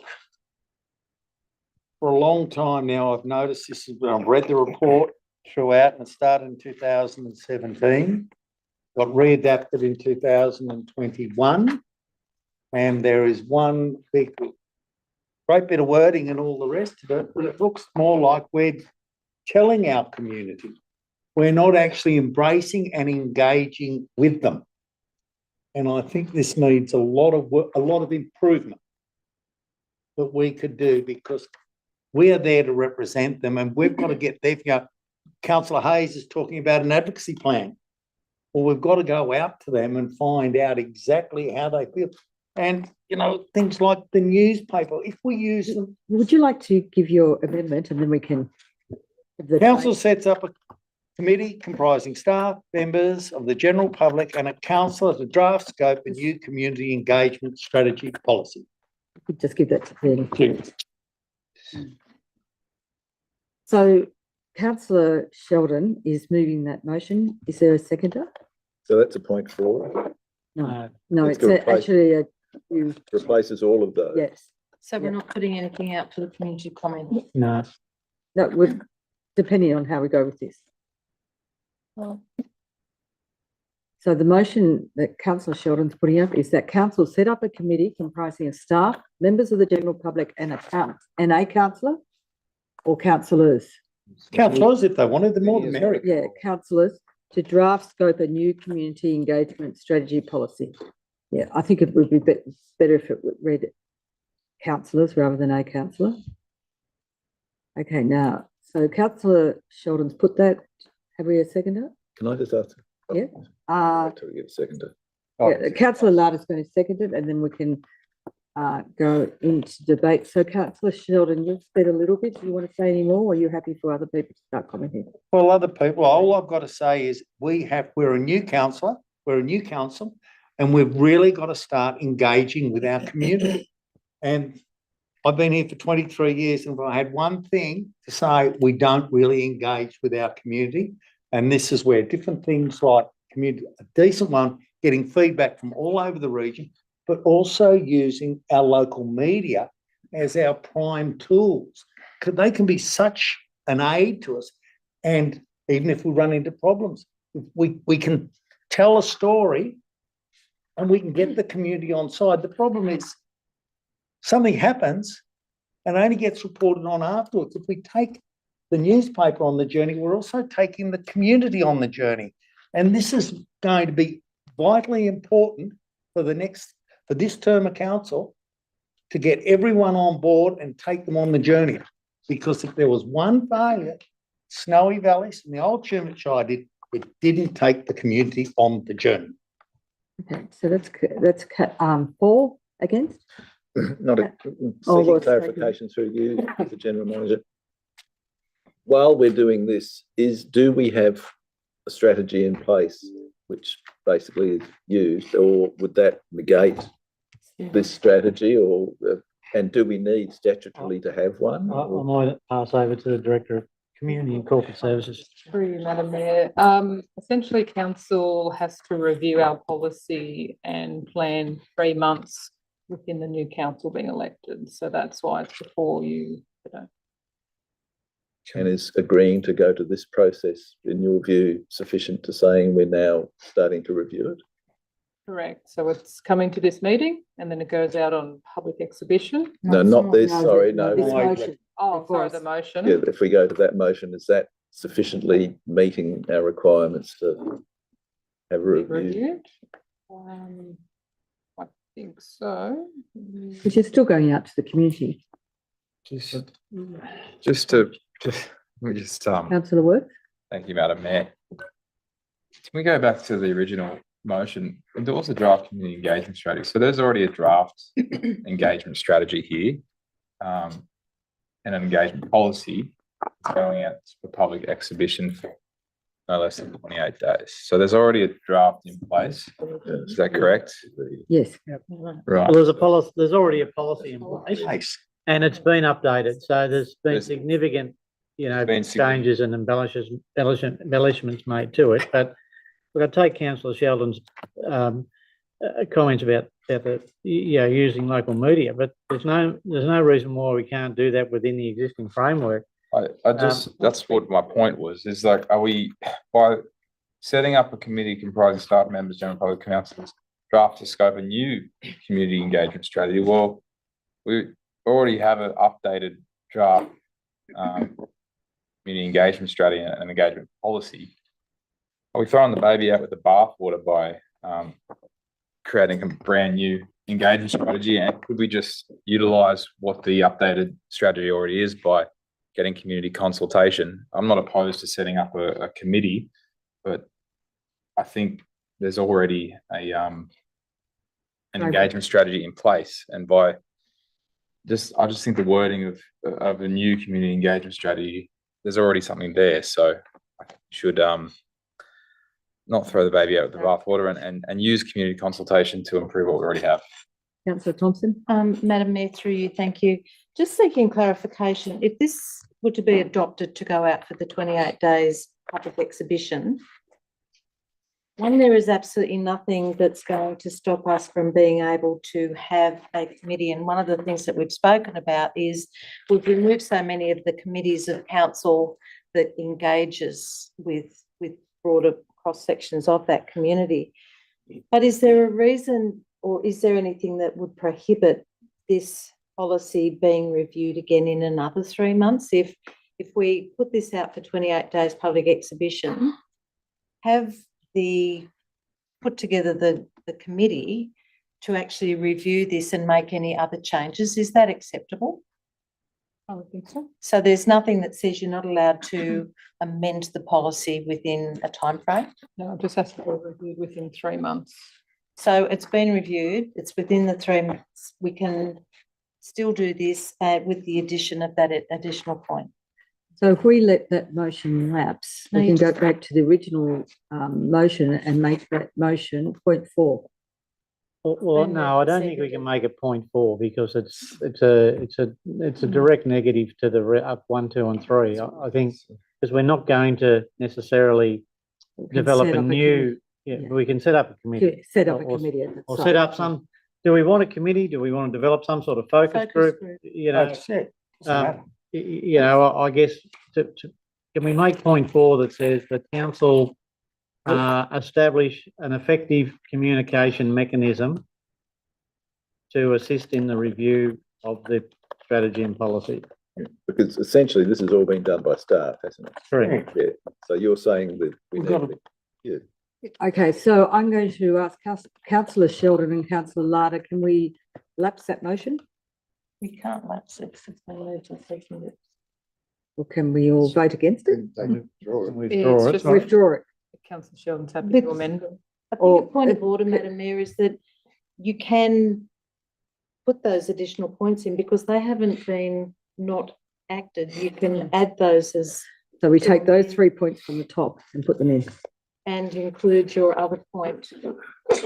Sure. Because Pardon me. these haven't been excluded.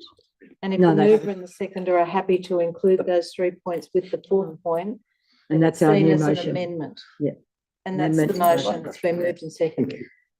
What? That'd Okay. be my understanding. Councillor Thompson and councillor Larder, are you now happy with that amended motion? Well, hang on. We've got a motion that's been moved and seconded Yeah. that needs to either be voted on or withdrawn. No, we added to that second, to the motion So it that was had been moved amended. to. It's morphed into something else. Yeah. The general manager. Yes. So that was the Yeah. original, that was the, Yeah, that was the, Nobody moved. Yeah. It's not contrary. No, that's right. Doesn't So the only contradict. so motion, we amended that motion by putting the 3 points into it. Look, if you're happy, I'll move an amendment. Okay, you mean go to. Go like. right, okay. Is that what Someone you'd be moves an happy with? amendment I'll to it, that's move- fine. I'll Okay. move an amendment. Amended by councillor Thompson.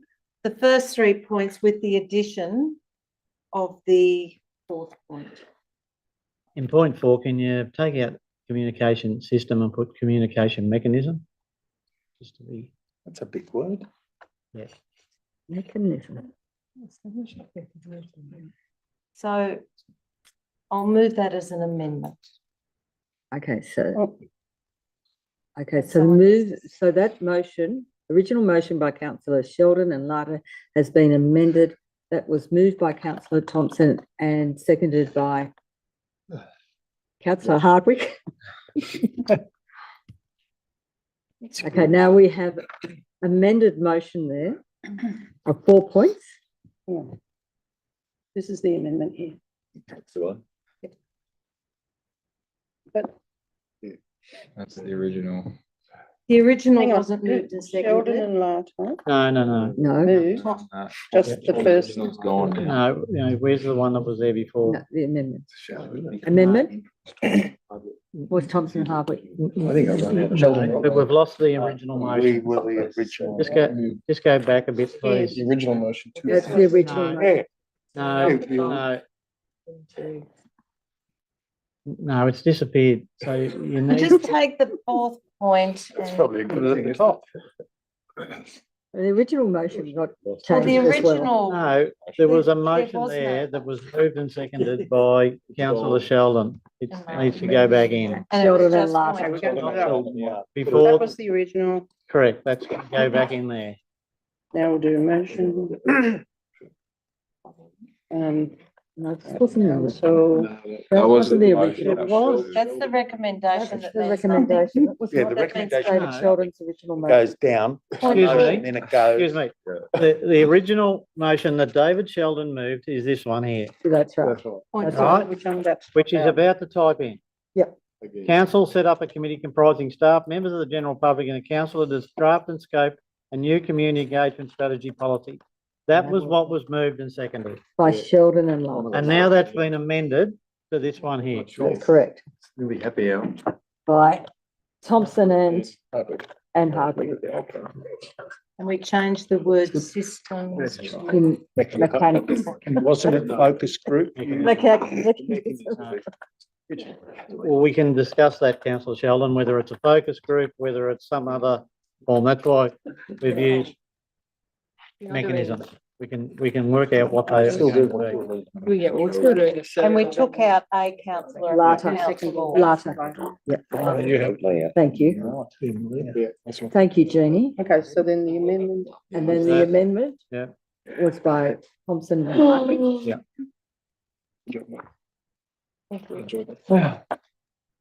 So now we have an amended motion. Yep, and I'm happy to speak very briefly to it. I think this encompasses both the policy strategy, so we're meeting our obligation for 3 months. It also gives us the opportunity to invite members of the community to participate in developing further strategies in how to engage with our community. Thank you, councillor Thompson. All those in favour? Unanimous. Thank you. Still not halfway through yet. Okay, now we've got 10.6, Hang on. very important, the quarterly budget review. Hang on, you got to do the amendment became the motion. The amendment became the motion. Thank you, Jeannie. Sorry, thank you. And that was, the amendment was passed unanimously. So now I will put the motion. All those in favour? And it's I unanimous. don't think it is. Yes, it is. We just took out a councillor. Councillors. Right. No, No, something's wrong. Yeah, sorry. no, point 4 is what we put in. Yeah. Communication Carried. mechanism to assist. The councillor. You happy?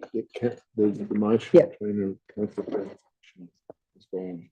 Carried. Hold on. Number Yeah. 4, is number 4 not there? No, Yes, it four's is. there. Yeah. Four's there now. What you're talking about, councillor, was in the, It was in the original. motion. Changed. Just modified. From the No. original It's gone. Yeah, that's, amendment. Yeah. Aye. The amendment Original. became the motion. The motion was put and carried unanimously. Yeah. Are we done? Yep. Okay.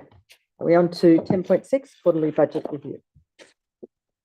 Move the motion. Seconded. Councillor Packard's moving and seconded by Councillor Worth. Councillor Packard, do you have any comments? Oh, I'd just like to point out that first quarter of any reports are always really hard to get much guidance from because there's so many variations and carry over into financial year. But overall, I think it presents quite a positive picture. That income is sound and expenditure seems to be being controlled. Probably about the best you can get from it. Any comments from our Chief Financial Officer? Through you, Madam Mayor. So it's essentially strong financial position and for the QBR1, and the majority of movements on the income side is the grants, operating and the capital grants, and on the expenses side, it's majority of those broken down into different line items. That's the key outcome of the QBR1 results on the operating side. Thank you. The only comment I would make is that in the attachment, we've gone down another level in relation to, like we used to just report at IPNR level. Now we've gone down one level below that because we were getting criticised that the level above didn't really tell councillors too much about what was being spent where. So we tried to take it down that extra level. Thank you. Appreciate it.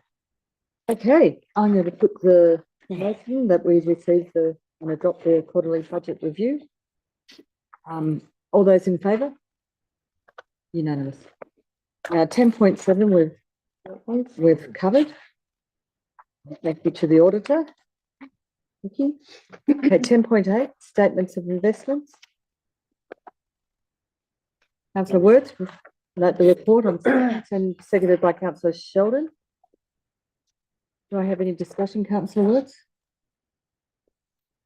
Yeah, I'd just like to say that that investments that were carried out to be getting a better rate of return from last time that we were looking at them. So yeah, which is good. Would you like to say anything?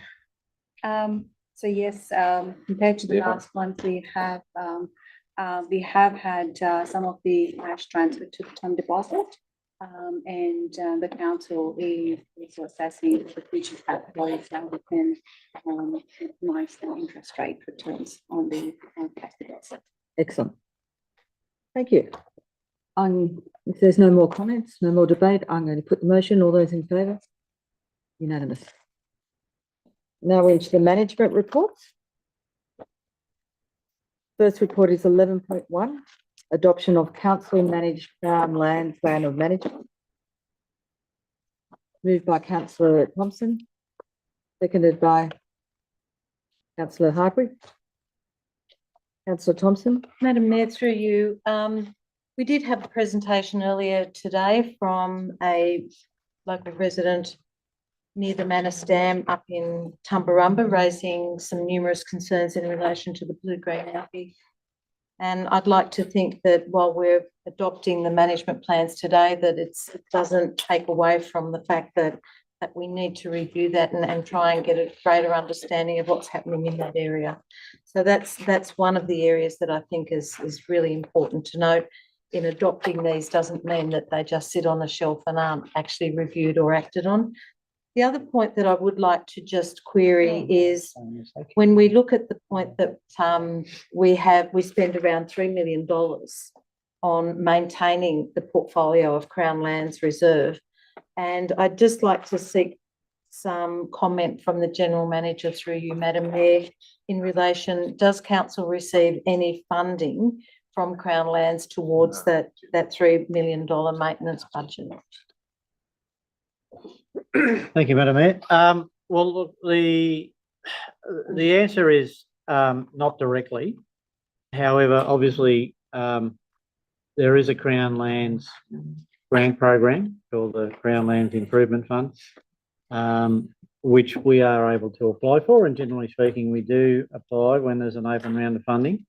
We applied for the Pioneer Hall last year, unsuccessful, unfortunately. But look, so we don't get any direct funding from Crown Lands. Obviously, some of those reserves are things like sports grounds, so forth, that we do charge user charges and fees on those facilities. So there is some income to offset some of those expenses. But, you know, in the main, I believe that the view of Crown Lands is that most of these areas of Crown Land are, you know, in key locations in most of our towns and villages that councils developed over a number of years into community facilities like parks and swimming pools and all sorts of things, rather than using, say, other freehold land. So I think that probably answers it as best that I can at this stage. Thank you. And also, Madam Mayor, just one other question. People who may be reading the report would notice that the council meeting held in February 2022 is where it was resolved to go out for the exhibition period. And I think that it would be helpful to just have clarification as to the lag in time between that resolution and also it's only just making its entry into our business paper in November 2024. Did you want to make a comment around that, Mr. Director? Through you, Madam Mayor. Yes, look, the actual public exhibition period was recent. So it was 42 days from the 11th of July to the 22nd of August. The period of time up to when we went on public exhibition was spent preparing the plans of management, which there's a considerable number of plans that had to be prepared. So that's why that time frame took so long. And just to add to that, you know, there was some toing and froing between council and Crown Land because, you know, before we can actually get to a point to put them on that public exhibition, we need to get their approval to do so. So there's been a bit of back and forth to get to this point. Thank you. Councillor Latta. I was just going to raise that, just given the obvious requirements for us in the chain of responsibility, given the allegations that were made at the start of the council meeting by in public. John Williams. John Williams, yeah. Is it operational that you're going to bring us back a report on that, or do you need us? Or should we add it to the recommendation? What was whose responsibility is it? I think we manage it. Yeah, well, we do because we've got a plan of management over it, so we definitely do manage it. Yeah, look. Maybe an options report. I think it's a separate issue to the plan of management Yeah. report. It's more to do with the policy that we have in place for managing blue-green algae at Manus Lake. So maybe it's a report on how successful that policy currently is. Well, I think just given the fact that he's now raised the booting. Yeah, look, I think there is a responsibility to bring a report back to council in one Yes, shape please. or form. So I think we can, we'll take on board the comments that were made in the public forum and the comments that are made by councillors, and we'll bring a report back to council. I have a question. Is there any reason why historically council would have converted freehold land to Crown land? I don't know whether we've done it, have we? Well, I would imagine that the Tumut Museum was a house. I don't imagine it was always Crown land, but that's just an assumption. But I do know that part of the Adelong showground was purchased by the community for the council, and now it's Crown. Now it's They've added it to the Yeah. Crown estate. Yeah. Maybe the museum became Crown when it was owned by Forest New South Wales. Because that was the forestry. Yeah, look, Yeah. it's not a question I can answer off the top of my head.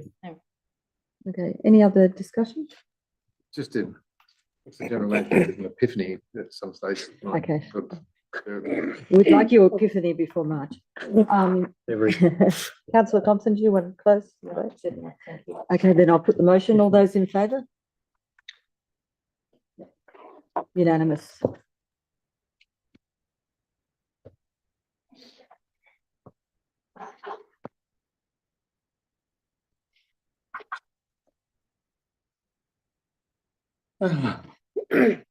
Yep, so that brings us to 11.2. Tumut Evacuation and Multipurpose Centre Project General Update. We have one recommendation there, which is to note the Snowy Valleys Emergency Evacuation Centre and Multipurpose Facility Project General Update Report. Do I have a mover? Yes, on this. Councillor Hayes. Do I have a seconder? Yes. Councillor Packard. Councillor Hayes, would you like to start the vote? Yes, look, it's a simple recommendation that asks us to note the report. Do I have any other people who'd like to comment or make a debate? Councillor Thompson. I just would like to acknowledge the courage of those people who came to the public forum today, and there was no doubting the emotion and the impact that this is having on people across our community. And I don't think that that's something that we as a council respond to lightly. None of us are elected to make the easy or the popular decisions. Some of them are incredibly hard, and I think that the emotion that is demonstrated here today and the passion in which people spoke both for and against the proposal leaves us in no doubt that whatever happens, we need to get this right. And if it goes to the design phase, that design can't be left wanting for anything. And we need to make sure that our community consultation is a lot better. And that was the other point, that we need to make sure that we listen to what Emma said and that the expectations of what they have, and I know I've got them written down there, they expect to be included, they expect to be involved in the design, they expect to be included in the parking and everything else. And I think they deserve much less. And if that's how it progresses. You go. Councillor Larder. I was just going to ask, is there any reason that we can't approach the minister on this to try and get this right?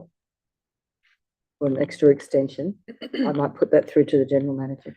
Well, yeah, well, look, I can't be any clearer than this, but, we've sought an extension of time just to get the project completed on the current site through to the 30th of June, 2026. Now, you would have seen the letter that was distributed yesterday. That's not clear at all that they'll give us that extension through to 2026. If we go back to them and say now we want to change the site, then it will be over. There will be no multi-purpose centre. What we've got at the moment is approval to do the design phase, which they'll fund, which doesn't leave council exposed. And I guess, as we've said before, if we can't make this project stack up, it won't get approved. That's the bottom line. So if we can't convince most of the residents in that region that they're not going to be overly impacted by this development, I can't see it being approved. So we've got to get it right in this current location, but we can't, if we go back to them and ask for a new location, or we want to start looking at other locations, they'll just say, look, that's fine, that's it. You can't deliver it by the 30th of June 2025, and you won't be able to deliver it by the 30th of June 2026. So the funding is coming back. I can't be clearer about that. That's what will happen. So we either push on where we are to the best of our ability, or council makes another decision in relation to the MPC. Councillor Sheldon? Thank you, IGM. I think what Councillor Lalada was saying was the opportunity. We're not saying that stop any of this. It's an opportunity to do it to, again, community satisfaction. That's right. Am I correct? Yeah, look, I don't see any problem with you know, making a commitment to proceed, but I'm just suggesting that I personally don't think it's in the best location.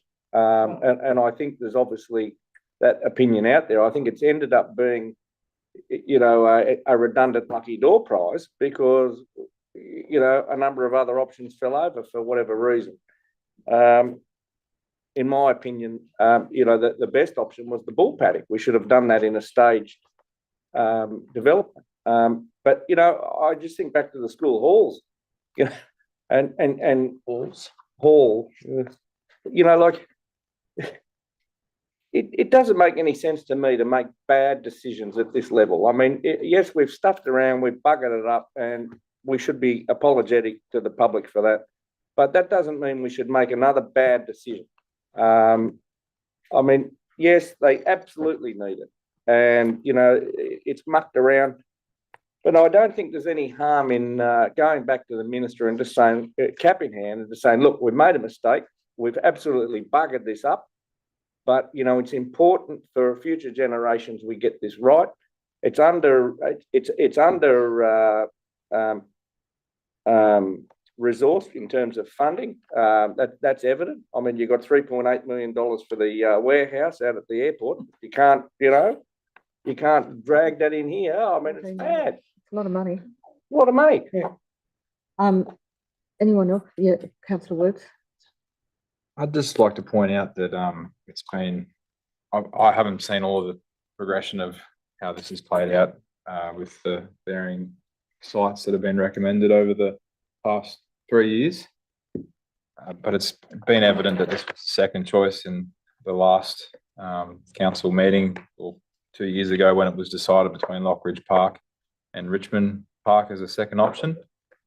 Lockridge Park has since been decided that a geotechnical report that came back that meant that the substructure of the soil was not going to work with construction. So it's since fallen onto Richmond Park. And I think the site itself, people say it's a bad site, but in saying that, you know, that whole strip from the town pool right up to the hospital, there's town pool, bowling greens, and tennis courts. That's all sporting fields.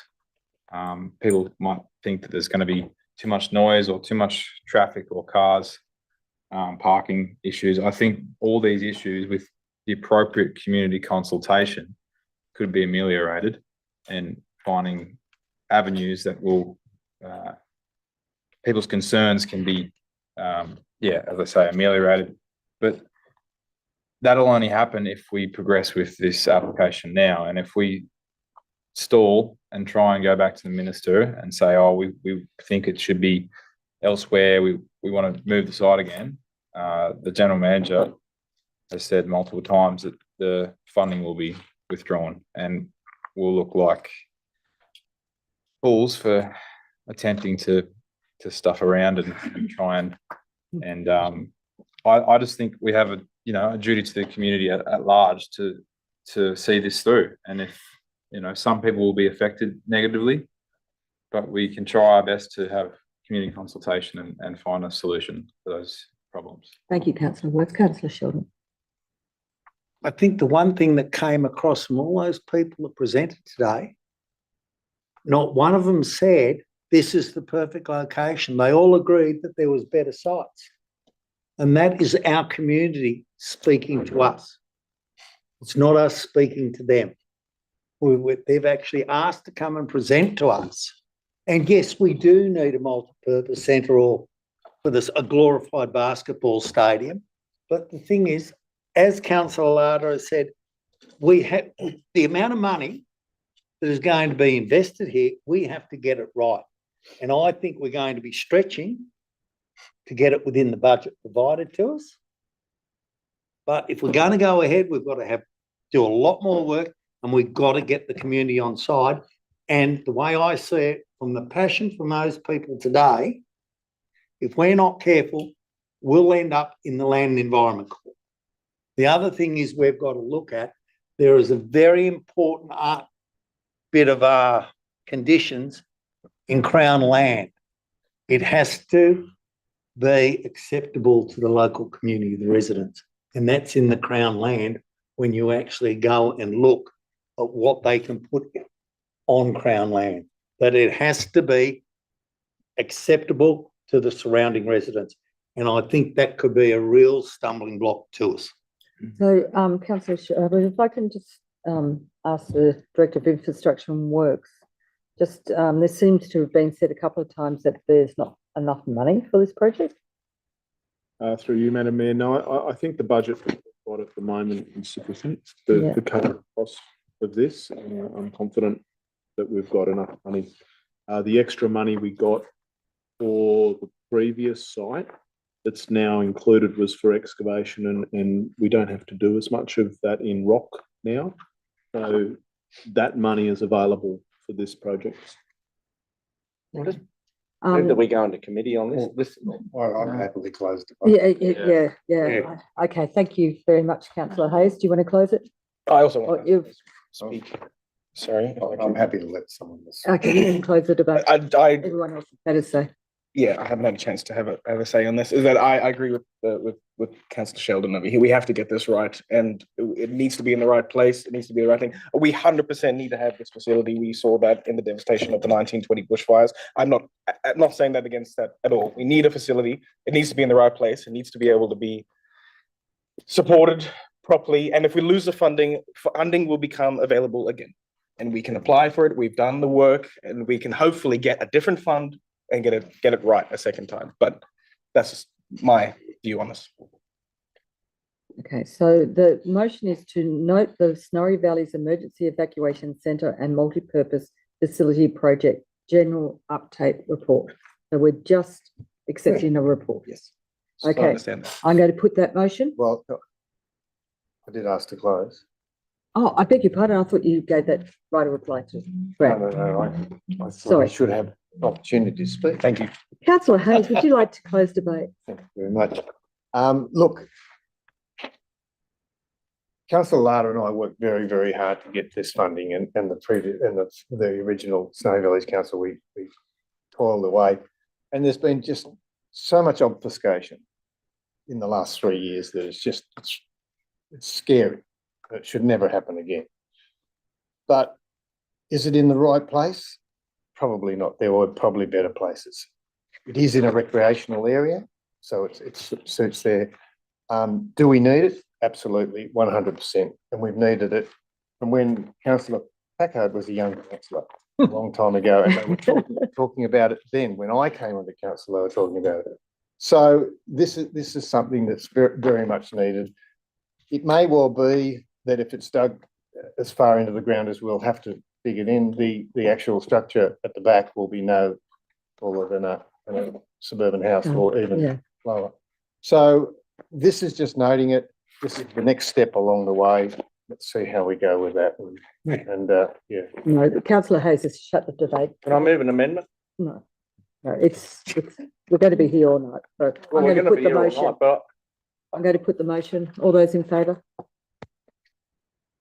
Unanimous. I'd like to move a motion. Procedurally I'm- appointed.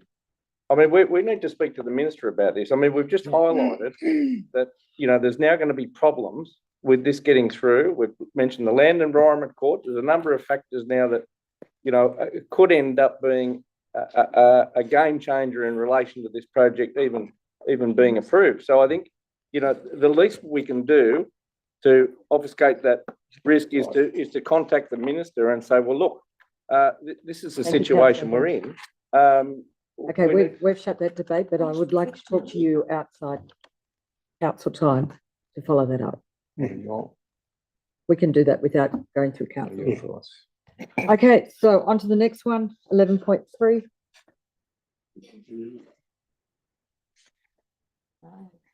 This is,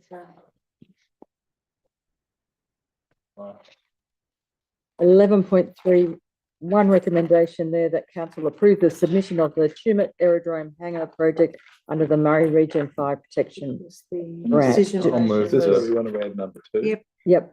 So are you moving, councillor Packer? No, Andrew. Councillor Works?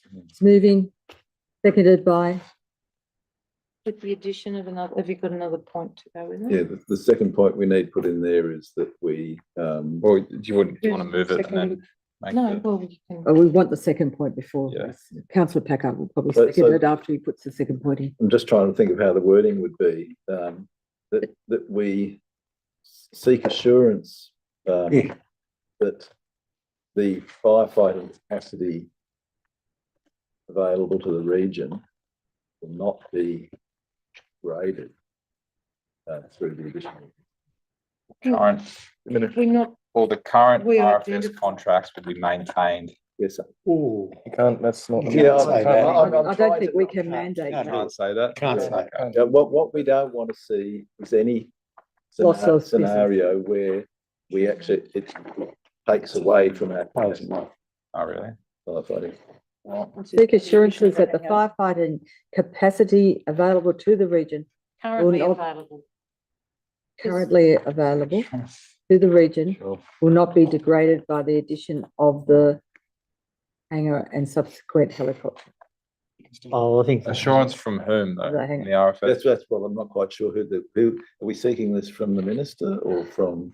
Softwood's working group, We'd be, That the locally based firefighting. that the aerial locally based. firefighting? Yeah, aerial firefighting. I think we just leave it a little bit open so that we can then, Well, I think that's open. yeah, that's right. So then we can seek assurances from whoever we think we need to seek assurances from. And if that assurance isn't forthcoming, then we reassess the. So the process, if we get some sort of motion across, approved like this, then we would put the application in. Yep. So, look, there's a high probability that's going to be successful because it's a closed funding round. Mhm. But then we've still got to sign off on the funding deed. Yep. So there is some potential levers further down the track that we can use to try and get those assurances. Councillor Works, do you want to speak first? Sure. Might start with the bushfires in 2019, 2020 were quite devastating to the Snowy Valleys area. There was 36% of the pine plantations lost, over 200 properties affected, houses that were burnt or properties and fences that were destroyed and had to be rebuilt. And we're still feeling those impacts today. We'll continue to feel those impacts into the future. I believe this RFS hangar or this asset is a step in the right direction. Having that added ability to fight fires in an event of a disaster is crucial to stopping a devastating fire that could wipe out the rest of, say, the pine forest up in Bondo, or cause a lot more destruction to farmland and or towns such as Batlow, Tumbarumba, Adelaide that were so closely or very, very much affected by those fires. And there's a potential that in the next few years, we might see another one of those major bushfires. So I believe that this RFS hangar that will be able to house a 412 helicopter or a Black Hawk helicopter, which could drop 4,000 litres at a time, is a step in the right direction. It fits in with the master plan of the aerodrome that has been submitted to council previously. I think it is important that we maintain the current firefighting capabilities that is supplied by True North. I think they've been doing a great job at protecting and fighting fires over the past several years, and I would not like to see the capability of their helicopters diminished. We need to have all of the assets available to us to fight bushfire when it comes around. So I think the second point here, to seek assurance that locally based firefighting capacity is maintained, is very important. So I think we can have both, and if we advocate for not just the RFS hangar, but maintaining those current assets, and True North is one of them, I believe we can have the best of both worlds. So yeah, I think this is a crucial asset that we should be pursuing. Thank you, Councillor. I just quick question the wording. Is it degraded or diminished? I'm happy to change that. Yeah, you understand what I mean, I don't think you? that's better. Yeah, diminished, I think it's better. Yeah.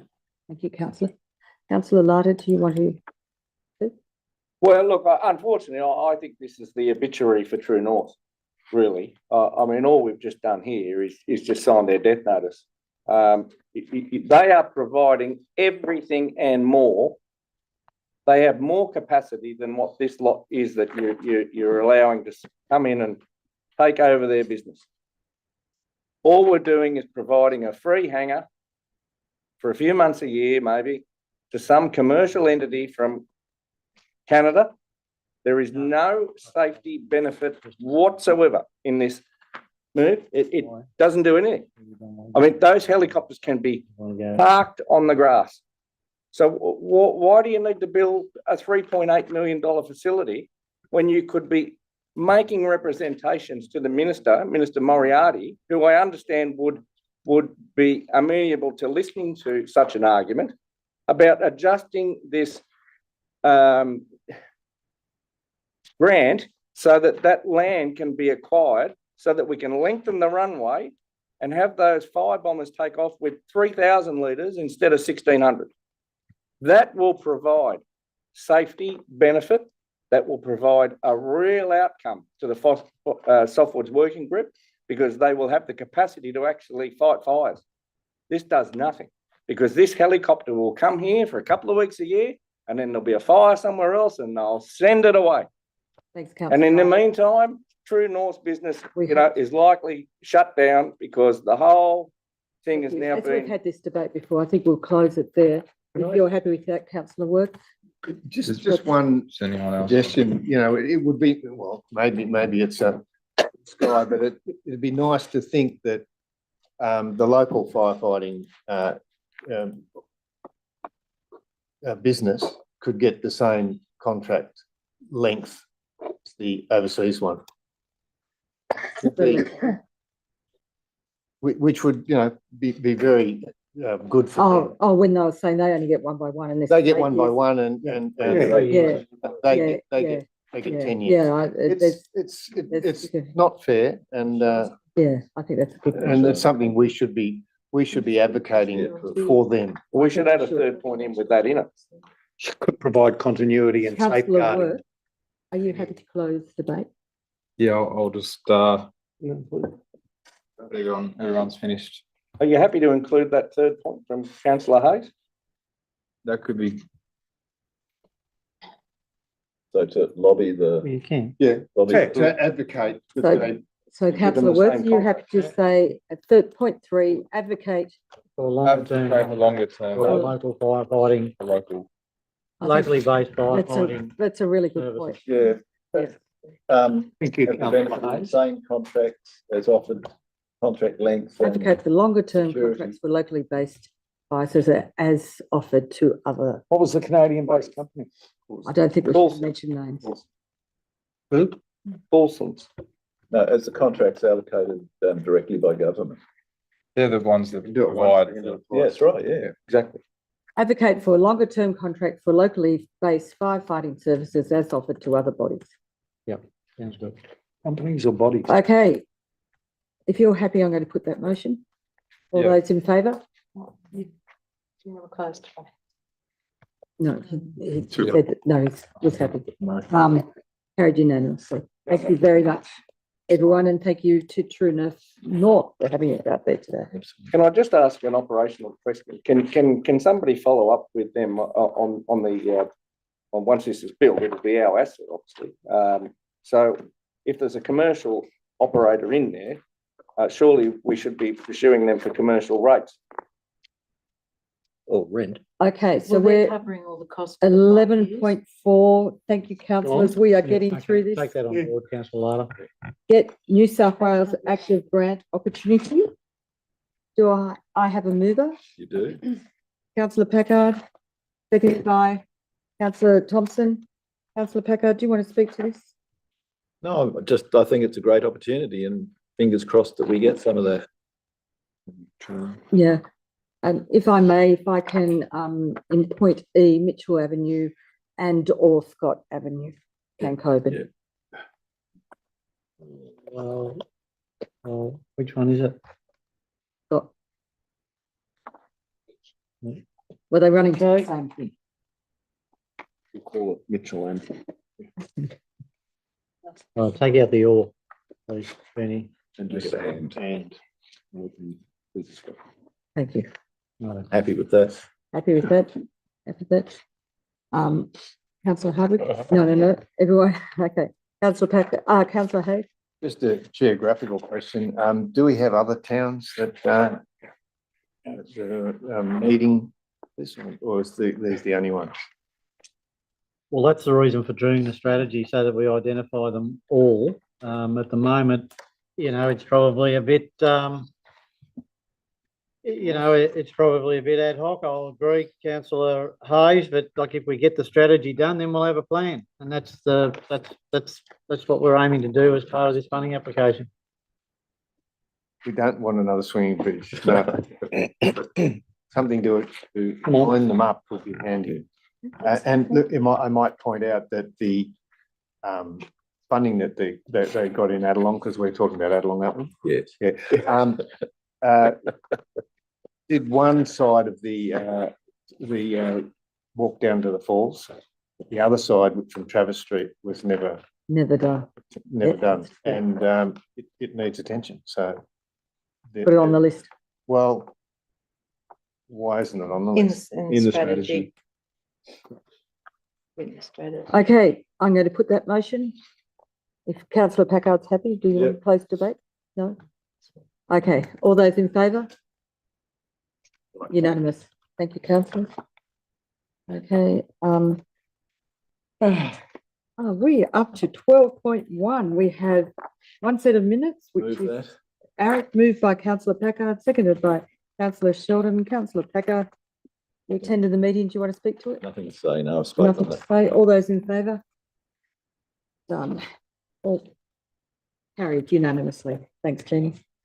Okay, we are now, can I have a mover to move into confidential? Madam Mayor, I'll move that we go into confidential to consider report items 13, 1, 2, 3, 4, 5, 6, 7, and 8. In relation to the reasons given within the report for their confidentiality. Thank you, Councillor Thompson. Do I have a seconder? Councillor Hardwick.